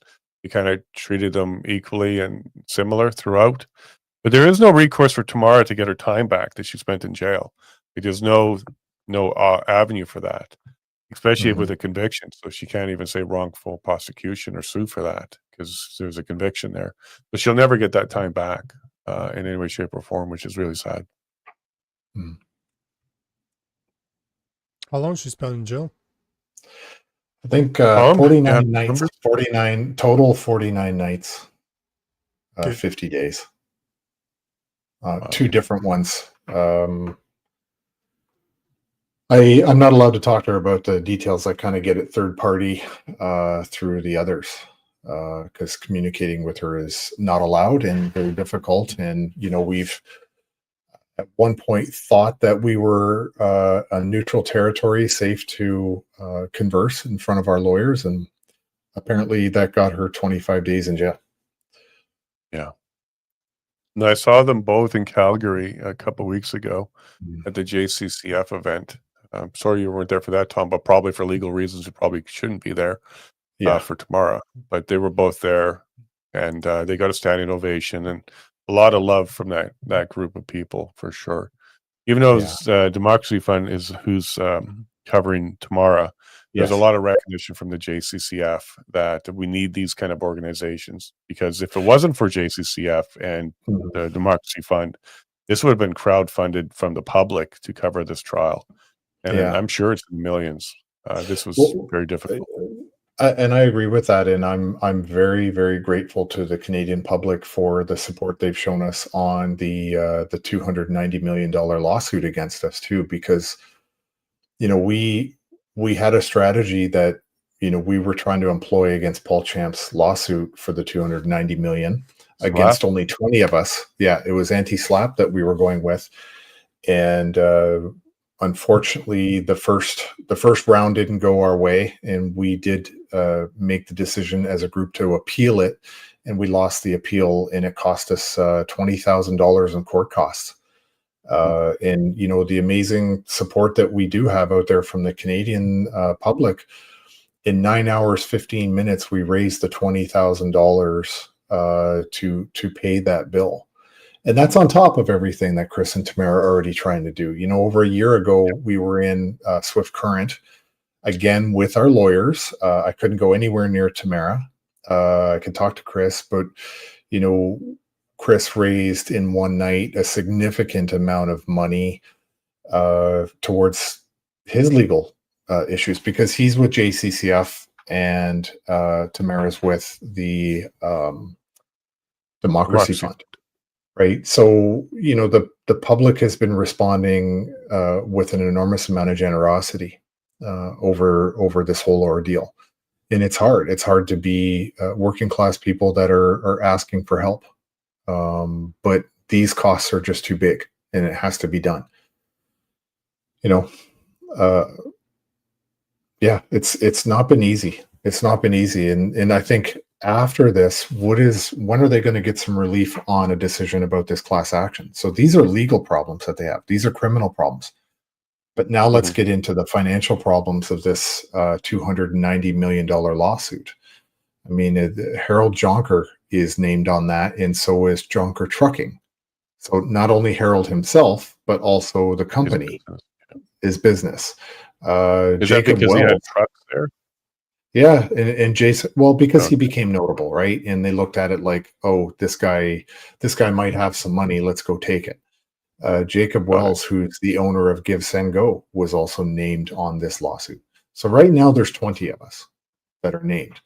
But I think Canadians are smart enough to recognize that if this does get certified as a class, a lot of Canadians that donated, the 270,000 Canadians that donated to the convoy, might be vulnerable to being named on Paul Champ's lawsuit. So, we're all in this. I know today, criminally, it's Chris and Tamara that are the ones being sentenced, but we all have a piece of skin in this game right now. And I'm sure Paul Champ is not pleased with this outcome. I suspect he probably wanted to see jail, because he'd be using it as part of his lawsuit, and he was waiting for this outcome, I think, before he kept pursuing the civil one against you guys. And I wouldn't be surprised if the Mosley decision hinges on this as well. The release of the appeal. Yeah. I don't know. My law school February again for that. Yeah. My law school consisted of living with Keith Wilson for 7.5 weeks at the POEC, and Eva and Brendan and Bathsheba and Miller. All the other great lawyers that were there from the JCCF at the time. So those are the law lessons that I would consistently get. Go ahead. Brendan got hired by Tony Olenek, so Brendan is working on his appeal. Yeah. So we'll see how that goes. And I just communicated with Chris Carbert. He's working today, or else he would have joined us. But his appeal, they're working on that appeal as well. So we're not done. Like, there's going to be a couple more years of this stuff in appeals court, and as we keep fighting some of these things. Yeah. But I think there's a sigh of relief. That's kind of what I'm seeing here online. People are relieved that it's not jail time right now, and right now they're providing Tamara Lich's sentencing. So we got an update here any minute now. But I suspect she's going home too. But the time they served under public scrutiny, under stress of not knowing what's going on for the past 3.5 years, that should have been the sentence right there. But obviously, they can't have that. They wouldn't have their pound of flesh, right? It wouldn't be enough. Yeah. It would be too light of a sentence because we all claim to understand what it is to be under that type of scrutiny for 3.5 years. It's no big deal, right? Please. No way, it's a huge deal. Please. Of course, it's called The judge- sarcasm. It's a very big Yeah, deal. the judge did recognize $50,000 in personal expenses just to go to the trials for Barber. Like that's out of his own pocket just to be there, or else he'd be arrested for bail condition issues. And if you ever have I know you met him, Tom, but if you ever have the pleasure to meet Barber, he's a gentle giant. Like that guy is so cool. Oh yeah. He's a Nice big guy. boy, yeah. Yeah. And then He's Tamara's like- the opposite. Although she's gentle as well, but she's tiny, like really tiny. You know, there's a case once where I saw Chris and he had a kid in his arms and like he was holding her up, and I was like, who? I thought his daughter was a little older than that. You know, had this little kid in his arms. Turned out it was Tamara when he turned around. Like that's wow. the difference in the size. Like she compared to Chris, you know, and he's a gentle giant. And you know, I've written about Chris in his personality. He's the guy you want to get into a disagreement. Let's go out back behind the bar. We'll punch each other in the face a few times and go in and finish our beer. Like that's what Chris Barber's like. He's the guy think he who wouldn't even punch you. I think No. he'd look you in the eye and have a conversation, and you'd be like, "Oh, right, you're right." Like I Yeah. think that's how that would go down. Yeah, I talked No, to Chris fairness, about it. My youngest Jacob did beat him in an arm wrestle, though, so I do want to put that on the record. Okay, there you My go. son There did you beat go. Chris Barber. in an Yeah. arm wrestle. All right, conditional sentence for Tamara, 18 months. So same conditional sentence. Although your roles were different, I'm subtracting 74 days. So that's going to be some of the time served. So she's removing some of that. And that's going to be like 1.5 times, it looks like, because you said it was around 50 days. So she's getting time served as part of that.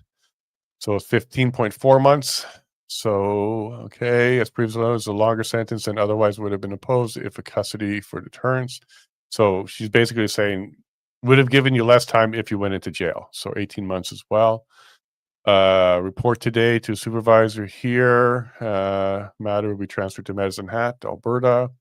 First 12 months, house arrest. So same thing as Chris here. Your property at all times except for traveling. Same response. She understands his grandchildren involved. Or to and from employment so she can move. She can travel to or for employment. The medical appointments or religious. I wonder if Right Blend missed that point for Barber, whether or not he can travel for employment or not. We'll get some more details around that. Exception for the birth of her grandchild. Wow, so kind. The remaining 3.5 months, same things, 10 p.m. curfew to 5 a.m. 100 hours of community service as well. And yeah, she's going to have to work with a supervisor. And Greenspoon says those are fine. And he'll take her to different places. Okay, so very, very similar to Barber as well. So, but she has some time served credit. So she has less months total. So this will be over for her sooner. And it looks like the credit is on the second half, not the first 12 months. So it'll be the second half of her curfew catch. stuff is where she's going to get her jail time credit instead of on the first 12 months, which is house arrest. Wow. Good Kind catch. of, kind of rude on that one. I would have given her credit on the house arrest side of things. Arrest. She only went to prison. I don't know why you're making a big deal out of this. Obviously, it doesn't matter. Yeah. It's absolutely Oh, insane. brutal. Well, 1.5 years, man, for both of them. Year stuck in a house, 5 hours a week. You know, you made a comment earlier saying that Barber had 5 hours a week. He could have his hair cut. Obviously, he doesn't need to, but she definitely will be. She'll need those 5 hours. 5 hours to leave. It's not even 10 to 5. Like they're getting in the last. You know what? I could have understood that. I could have understood that one. Like saying at night you have a curfew. We want you at home. We're preventing you from moving around. You know what? I don't agree with it, but I get it. But to leave your house for 5 hours at a week. So she also has that 5 hours a week necessity for life. Yep. Condition too. Yeah. So very, very similar to Barber. So can't work unless you work from home. You can't work at this point, right? Or does it? Because there was mention in hers saying you had it somewhere, right? That traveling to or from employment. Yeah, so I'm not sure about that part.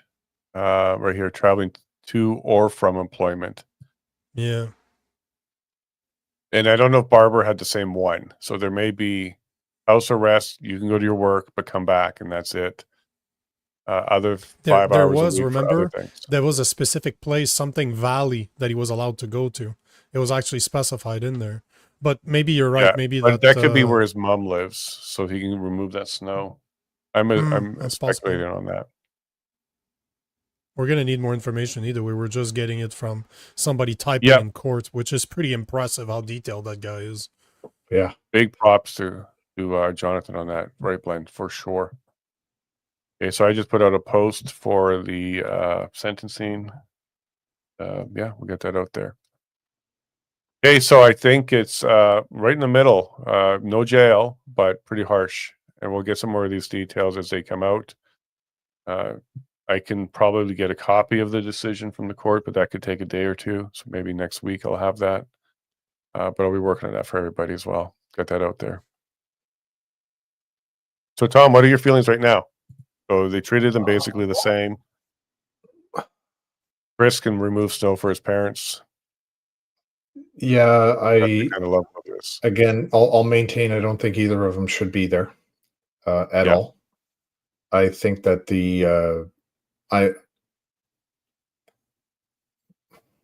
what can you say? Like honestly, what more do you say about this? That we live in a society where in a country where we have this constant power of attorney relationship with our politicians, and we have a charter of rights and freedoms that gives itself the opportunity for politicians to suspend your rights.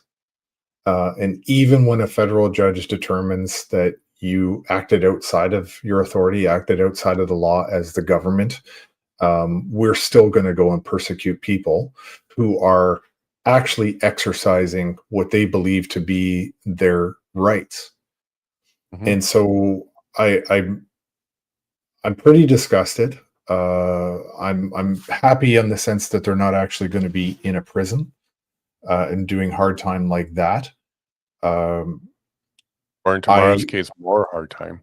More hard time, yeah. I'm very hopeful that even if you are not a supporter of the convoy, you do some self-reflection this week and you see yourself in their circumstance, because today it may not be, this might not be your issue, but in the future you will have an issue. You will have a disagreement with the government at some point in time in your life, which is exactly why we have the Charter of Rights and Freedoms, because at some point you will vehemently disagree with your government. And so whether you supported Chris or Tamara or not, you have to recognize that you have skin in the game now. There is now some precedent. And like you said, this will not end today. There will be more to follow.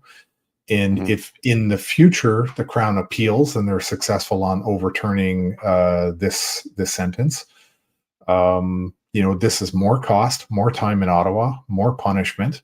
And then on top of that, we still have the class action. And what does it say to the public? The number of people that I know that are too afraid to donate to things like Give, Send, Go, because they're afraid of getting their bank accounts frozen because of the last time. Now imagine how people are going to be to speak out about things that are important to them. They're going to look at the bank account seizures. They're going to look at the convictions of Chris and Tamara and Pat King and other people. They're not going to focus on people like Harold Jonker that got completely exonerated, right? We're going to look at the worst case scenarios, and everyone is going to say, if I speak out, what is going to happen to me? And this is a further erosion of the principles that this country was founded on. And this is something that I talk about all of the time. What is a Canadian's morals, ethics, values, and what is the principles upon which all of that is based? And right now, this is just another massive swing of the sledgehammer to take a piece out of our moral foundation, our principles as a country, as a society. So when I look at it from that perspective, I hope people don't get motivated by this to be quiet. I hope people become motivated to say, you've crossed the line, you've gone too far, you can't take us all on again. But sadly, elbows up. Elbows up, man. And so I'm very conflicted. I'm very conflicted. Not the outcome that I was hoping for at all. Well, the immediate response from people is sad and happy. It seems to be that they're not going in jail. They're happy about that part. Doesn't seem to be anger, which is a good start.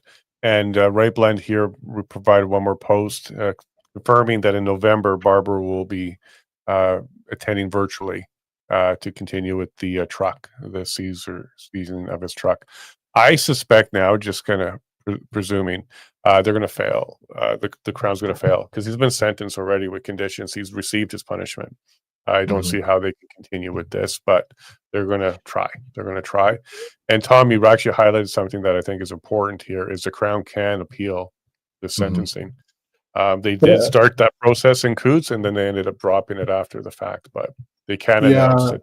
If they go for an appeal, then I think people going to have to start raising some real serious hard questions about the political interference of this. Because let's put this into Canadian perspective, right? You have the premier of the province, you have elected MPPs in Ontario, MLAs in other places, and the premier appoints the Attorney General of Ontario. The Attorney General of Ontario is responsible for the Crown attorneys. So there is a nexus between the courts and the politicians. So at what point does this not get viewed as being more vindictive if the Crown, under the authority and the approval, the permission, maybe even the direction of the Attorney General of Ontario, says, yeah, I'm going to greenlight that appeal after spending millions upon millions of dollars pursuing these convictions. So at what point does the public finally say, hey, go ahead, go after them, and I guarantee you on the next time as the Attorney General, we're going to make you pay at the polls. But elbows up. So right. And the last post from Right Blend here is reminding people, if you want to support his work, e-transfer to realrightblend@gmail.com. I would encourage you all to send a couple bucks if you appreciate his coverage here. There was really no other way to get it out of that courtroom than what he was doing. So thank you very much to Jonathan for that. But realrightblend@gmail.com. He deserves a cup of coffee, guys. I think so. I think so. And I would say today is a shining example of the courts, the criminal justice, injustice system, the police who are involved in support of these convictions. I think the whole entire legal apparatus in Canada is in full-on disrepute. I really do. Nico, what are your initial thoughts here now that we have the 18 months, 12 months house arrest? They're going home, but they're going to have some conditions. They achieved what they set to achieve. They are making it difficult for them to continue working, but they are showing people out there that there is consequences to your speech. If you don't like what the government is saying and you have the balls to stand against them, here's your punishment. They're telling you that there will be a punishment. And how many people out there can afford those risks? And I'm going to be curious to see, and that's what I've been looking. I'm looking at one of my screens here to see what the left is saying, what the liberals are saying, the same people that wanted them in handcuffs. I bet you they're disappointed. I bet you they're upset. But that's my point. Like, yeah. I'm going to be talking about this on the show tonight, and I'm going to give it 6-7 hours so that people actually can get their opinions out there. But they're going to say it was too light of a sentence. They deserve to be in prison. That's what they're going to say. I'm completely opposite. I'm like, time has already been served just from what they had to endure for the past 3.5 years. But at the same time, the end result is the same. Our government just showed us once again that they will crush dissent. So since they don't have any gag orders, I'm really hoping that both Chris and Tamara start being very vocal about Bill C2, C8, C9, and the new Bill C63 that's going to come out, because that needs to serve as a consequence. That needs to serve as a waking up call for Canadians out there. This is a possibility that could happen to you, but at least right now, as it stands, we're still able to do so. With Bill C2, C8, C9, C63 in place, we won't even be able to have an opinion online. Don't even consider organizing the type of event that the Freedom Convoy was. They want to kill that at the source. So hopefully Chris and Tamara start being very, very vocal about censorship, because they are the prime example. Imagine if they had Bill C9 back in the times of the Freedom Convoy. Imagine if Bill C9, it wouldn't have been illegal for them to arrest everybody. And the thing is most people out there understand how to use technology. They don't understand technology. But if you look through Bill C2, it gives the power to the government to install spyware on people's electronic devices like your cell phone. And if you guys don't know what geofencing is, meaning that the government could have said Wellington. We're going to go Wellington from the bridge up to Rideau Center where the convoy was. We're going to do a geofencing around it. We're going to ask at a platform like Palantir, for example, to say, give me the IP address of every cell phone that is there, every carrier that it was on, request to the carrier who owns those cell phones, no problem. Internet's cut, your banking are out. We're going to debank you, and you don't have an internet to complain about it. This is the possibility that a bill like Bill C9 and Bill C2 gives you, Bill C8, C2, and C9 give you when you work them together. And this is what I've been talking about day in and day out. There's not a one big fuck you big brother bill. There's 4 of them where all of their liberties are being taken a bit in every single bill. So that's what we're facing right now. And we just got proof that the government does not give a fuck about us. They don't give a fuck about what we think. They don't care about our liberties. And if this doesn't wake you up, I don't know what will, because Bill C2, C8, C9, Bill C63 are coming. 3 of them are tabled. C63, the new version, that is probably going to be worse than C2, C8, C9 combined if we judge by the last version they had on. We need to wake up to this, because once that passes, digital ID's next, and we're fucked, really fucked to a point of no return. That's where I'm going to end on this. So some of the conditions we didn't see was they're not restricted from speaking out so far. There's none of those conditions that I saw. So I hope over these next 12 months, what they're going to do is like a daily or weekly something and keep talking, because maybe they're going to be a little bit more comfortable with speaking out, because the trial part is over and the sentencing is over. And they definitely are going to be 2 voices that are very important in that conversation. Tamara in Alberta, I'm sure she'll be talking about leaving Alberta or Canada, sorry. And then Chris as well. He may be talking to Saskatchewan, people in Saskatchewan about the same thing. Who knows? This might be the beginning of the collapse of Canada, as people are now kind of responding to this, absorbing it, digesting it. And you're 100% correct. There is no large big brother bill. We talked to John Carpe about this. They're bringing it out in pieces, but you put that puzzle together, it's clear as day. And with Tanzania putting to a sentence of death on a gentleman for just criticizing the government on Facebook. And I do want to highlight, Facebook didn't close his account or remove his post, so it didn't reach the community standards, but the government standards was reached for death. So I hope those 2 will fight and talk about this some more. I'm sure we're going to see them a lot. And Tom, hopefully you can talk to Tamara soon. Hopefully you get that green light and you find out soon enough if those conditions are maintained or not. Because I think the 3 of you all together can also help move this conversation forward.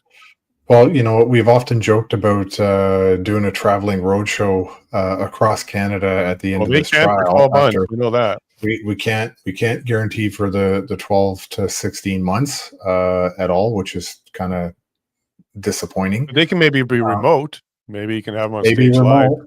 Yeah, yeah. As long as I can have contact, that would be better than nothing. But I think, when we talk about all these bills, and I don't recall which one of it is, and it might be 63, is the retroactive nature of these Yep. bills. And this is something that has to be like I may already be screwed, right? If this thing goes through, they may already go, you were done 3-4 years ago, buddy. We were just waiting to inform you. Oh, by the way, we don't have to inform you. That's a secret. So, the three of us on this call might already be unpersoned on social media. And we don't even know it yet if any of these things go through. And again, I don't have any faith in any of the uniparty to be able to do anything about this to stop it. And so this is what my parting message for everybody is: do not give in to the fear of what just happened today. Because if you give that small ground today, you will give up everything later. Instead of retreating back into your safe space at this point, you have to go forward and become more active. I'm not saying more aggressive. I'm saying more active. You need to get more involved with your MPs, MLAs, MPPs, city council, school boards. You need to be more active and get that helmet on and get in there and fight for your community.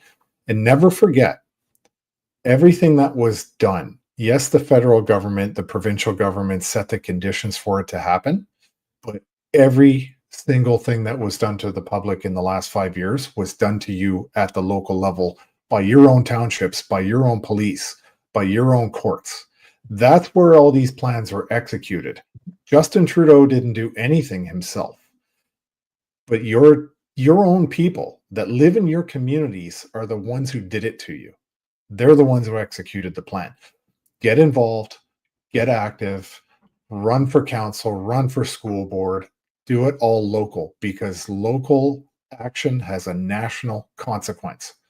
And it's the only way we're going to fight back on this stuff is don't retreat, move forward and fight for your families. And really, that's my parting shot. Well, on that note there, Tom, I'm running for council and the election's on the 20th, and Paul is running for treasurer or trustee. So if you're in the Brazeau County Ward 2 or Division 6, you got two options now. We're doing exactly that, Tom, because you're right. It has to come from that level. We have to get into the councils. We have to get into school boards to correct this country. And even if it's just Alberta leaving, at least we get some good people in there. So not to plug myself, but we're going to a meeting tonight with the rest of the candidates, October 7th, so today at 7 p.m. in Buck Creek. So if you're in that area, come and say hi, and let's have a conversation about changing Brazeau County and the school board of Wild Rose for the better, because there's a couple of candidates there that are looking for your support. So I have maybe another 25 minutes or so, wrap up at 12 my time here, 2 p.m. for you guys, because I do have a full day too. I have to get ready for tonight and get some signs out.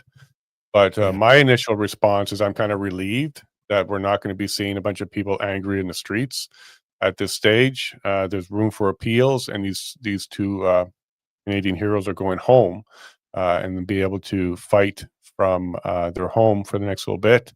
We'll find out in the coming days if they're going to appeal this, if the Crown's going to appeal this. I'm sure the Crown's really upset, because I think the Crown definitely wanted them incarcerated today. So I would not be surprised if we got an announcement that the Crown's appealing this. But I'm relieved that they're going home, and I'm relieved that the sentiment so far is sadness and relief as well. People are not angry. So maybe that powder keg will not go off today, Nico, that we're talking about at the beginning. Maybe a lot of people are going to go home. Maybe there'll be a couple of vigils, something along those lines. And I'm glad, because this could have gone bad for all of us Canadians had this gone worse in Ottawa. Mm-hmm. Agreed. I agree. Yeah. And so with Tom, that, thanks so much for joining us. Yeah. I think you added a ton to this conversation. You were boots on the ground. You were able to kind of vitiate and push back on some of the comments that we saw in our chat about what was really going on.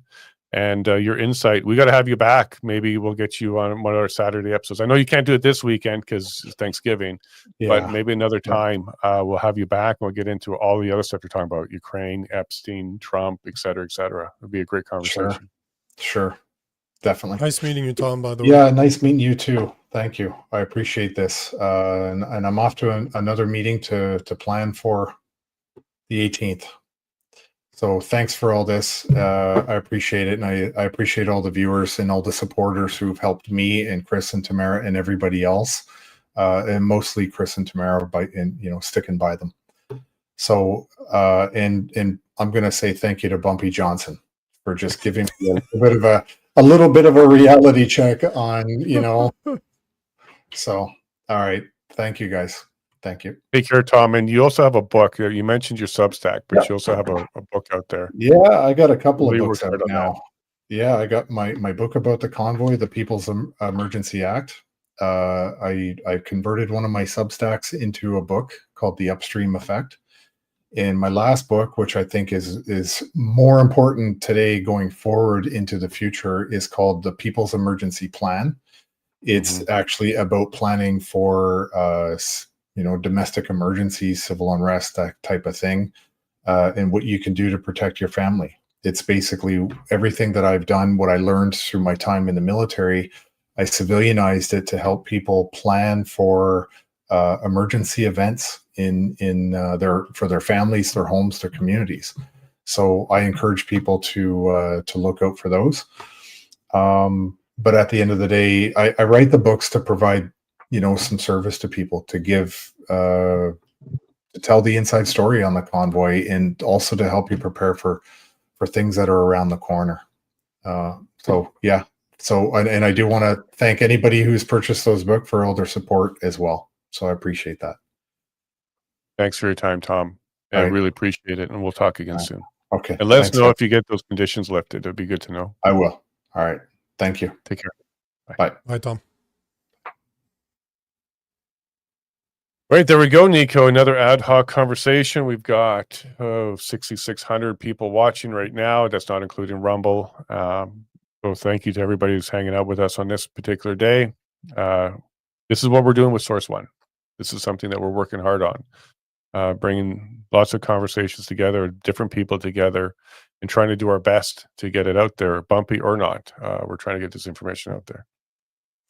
Couldn't agree more. So guys, if you've enjoyed this type of conversation, Jason and I do a mashup on Saturdays from 9 p.m. to 11 p.m. We normally have 5-6 people. So we're the two of us. Jeff Evely joins us most of the time. And then we invite 3-4 guests. We have conversations like these every single Saturday. So join us 9 to 11 Eastern time on Saturdays. 7 to 9 for Mountain Time, because Jason always wants me to mention that. But all to say that if you enjoyed the show, make sure to join us. We will do more live events like this. This is just one of the first that we're doing, but first of many. If you like Jason, you're not following him right now, you can follow him at Jason Lavigne AB on X and at the Lavigne Show on YouTube. And if you've enjoyed the Frenchie, that is myself, at Real Nico Lagan everywhere. I'm especially big on Instagram. I'm more of an Instagram guy, but you can also follow the show that I run every night from 8 to 9 p.m. called The Political Orphans, where I record with a liberal atheist at The Poly Orphans on YouTube. That's all I got, brother. Yeah, and this Saturday, this is going to be one of the main topics, will be the sentencing. We may have a couple more people with intimate information and knowledge or connection to it join us. Last week, we had Katie from the Universal Ostrich Farm join us. Plus, we had Dr. Stephen Pellick, who's one of the expert witnesses that was denied to provide his report during the federal court decision. And we also had Leighton Gray, a great lawyer, who was giving us some information. The reason why I'm highlighting that is you can go back and watch that episode as well. But this is what we're trying to do. We're trying to bring primary source people, so the ones in the know, to the table to have conversations and to continue to expand on that, because you don't see this really anywhere else at this stage. So on that note, if you want to go ahead and click the buttons, or I can click the buttons, but we'll say goodbye to everybody. We're relieved. We're relieved. This could have been a lot worse. And another big thank you to Right Blend for that play-by-play coverage in the courtroom. Really appreciate it. It's And that everybody kind of guy in the that, comment section, guys. Everybody in the comment section, thank you for being there. Thank you for supporting us. And mic drop. We'll see you next time. take care, everybody, and God bless.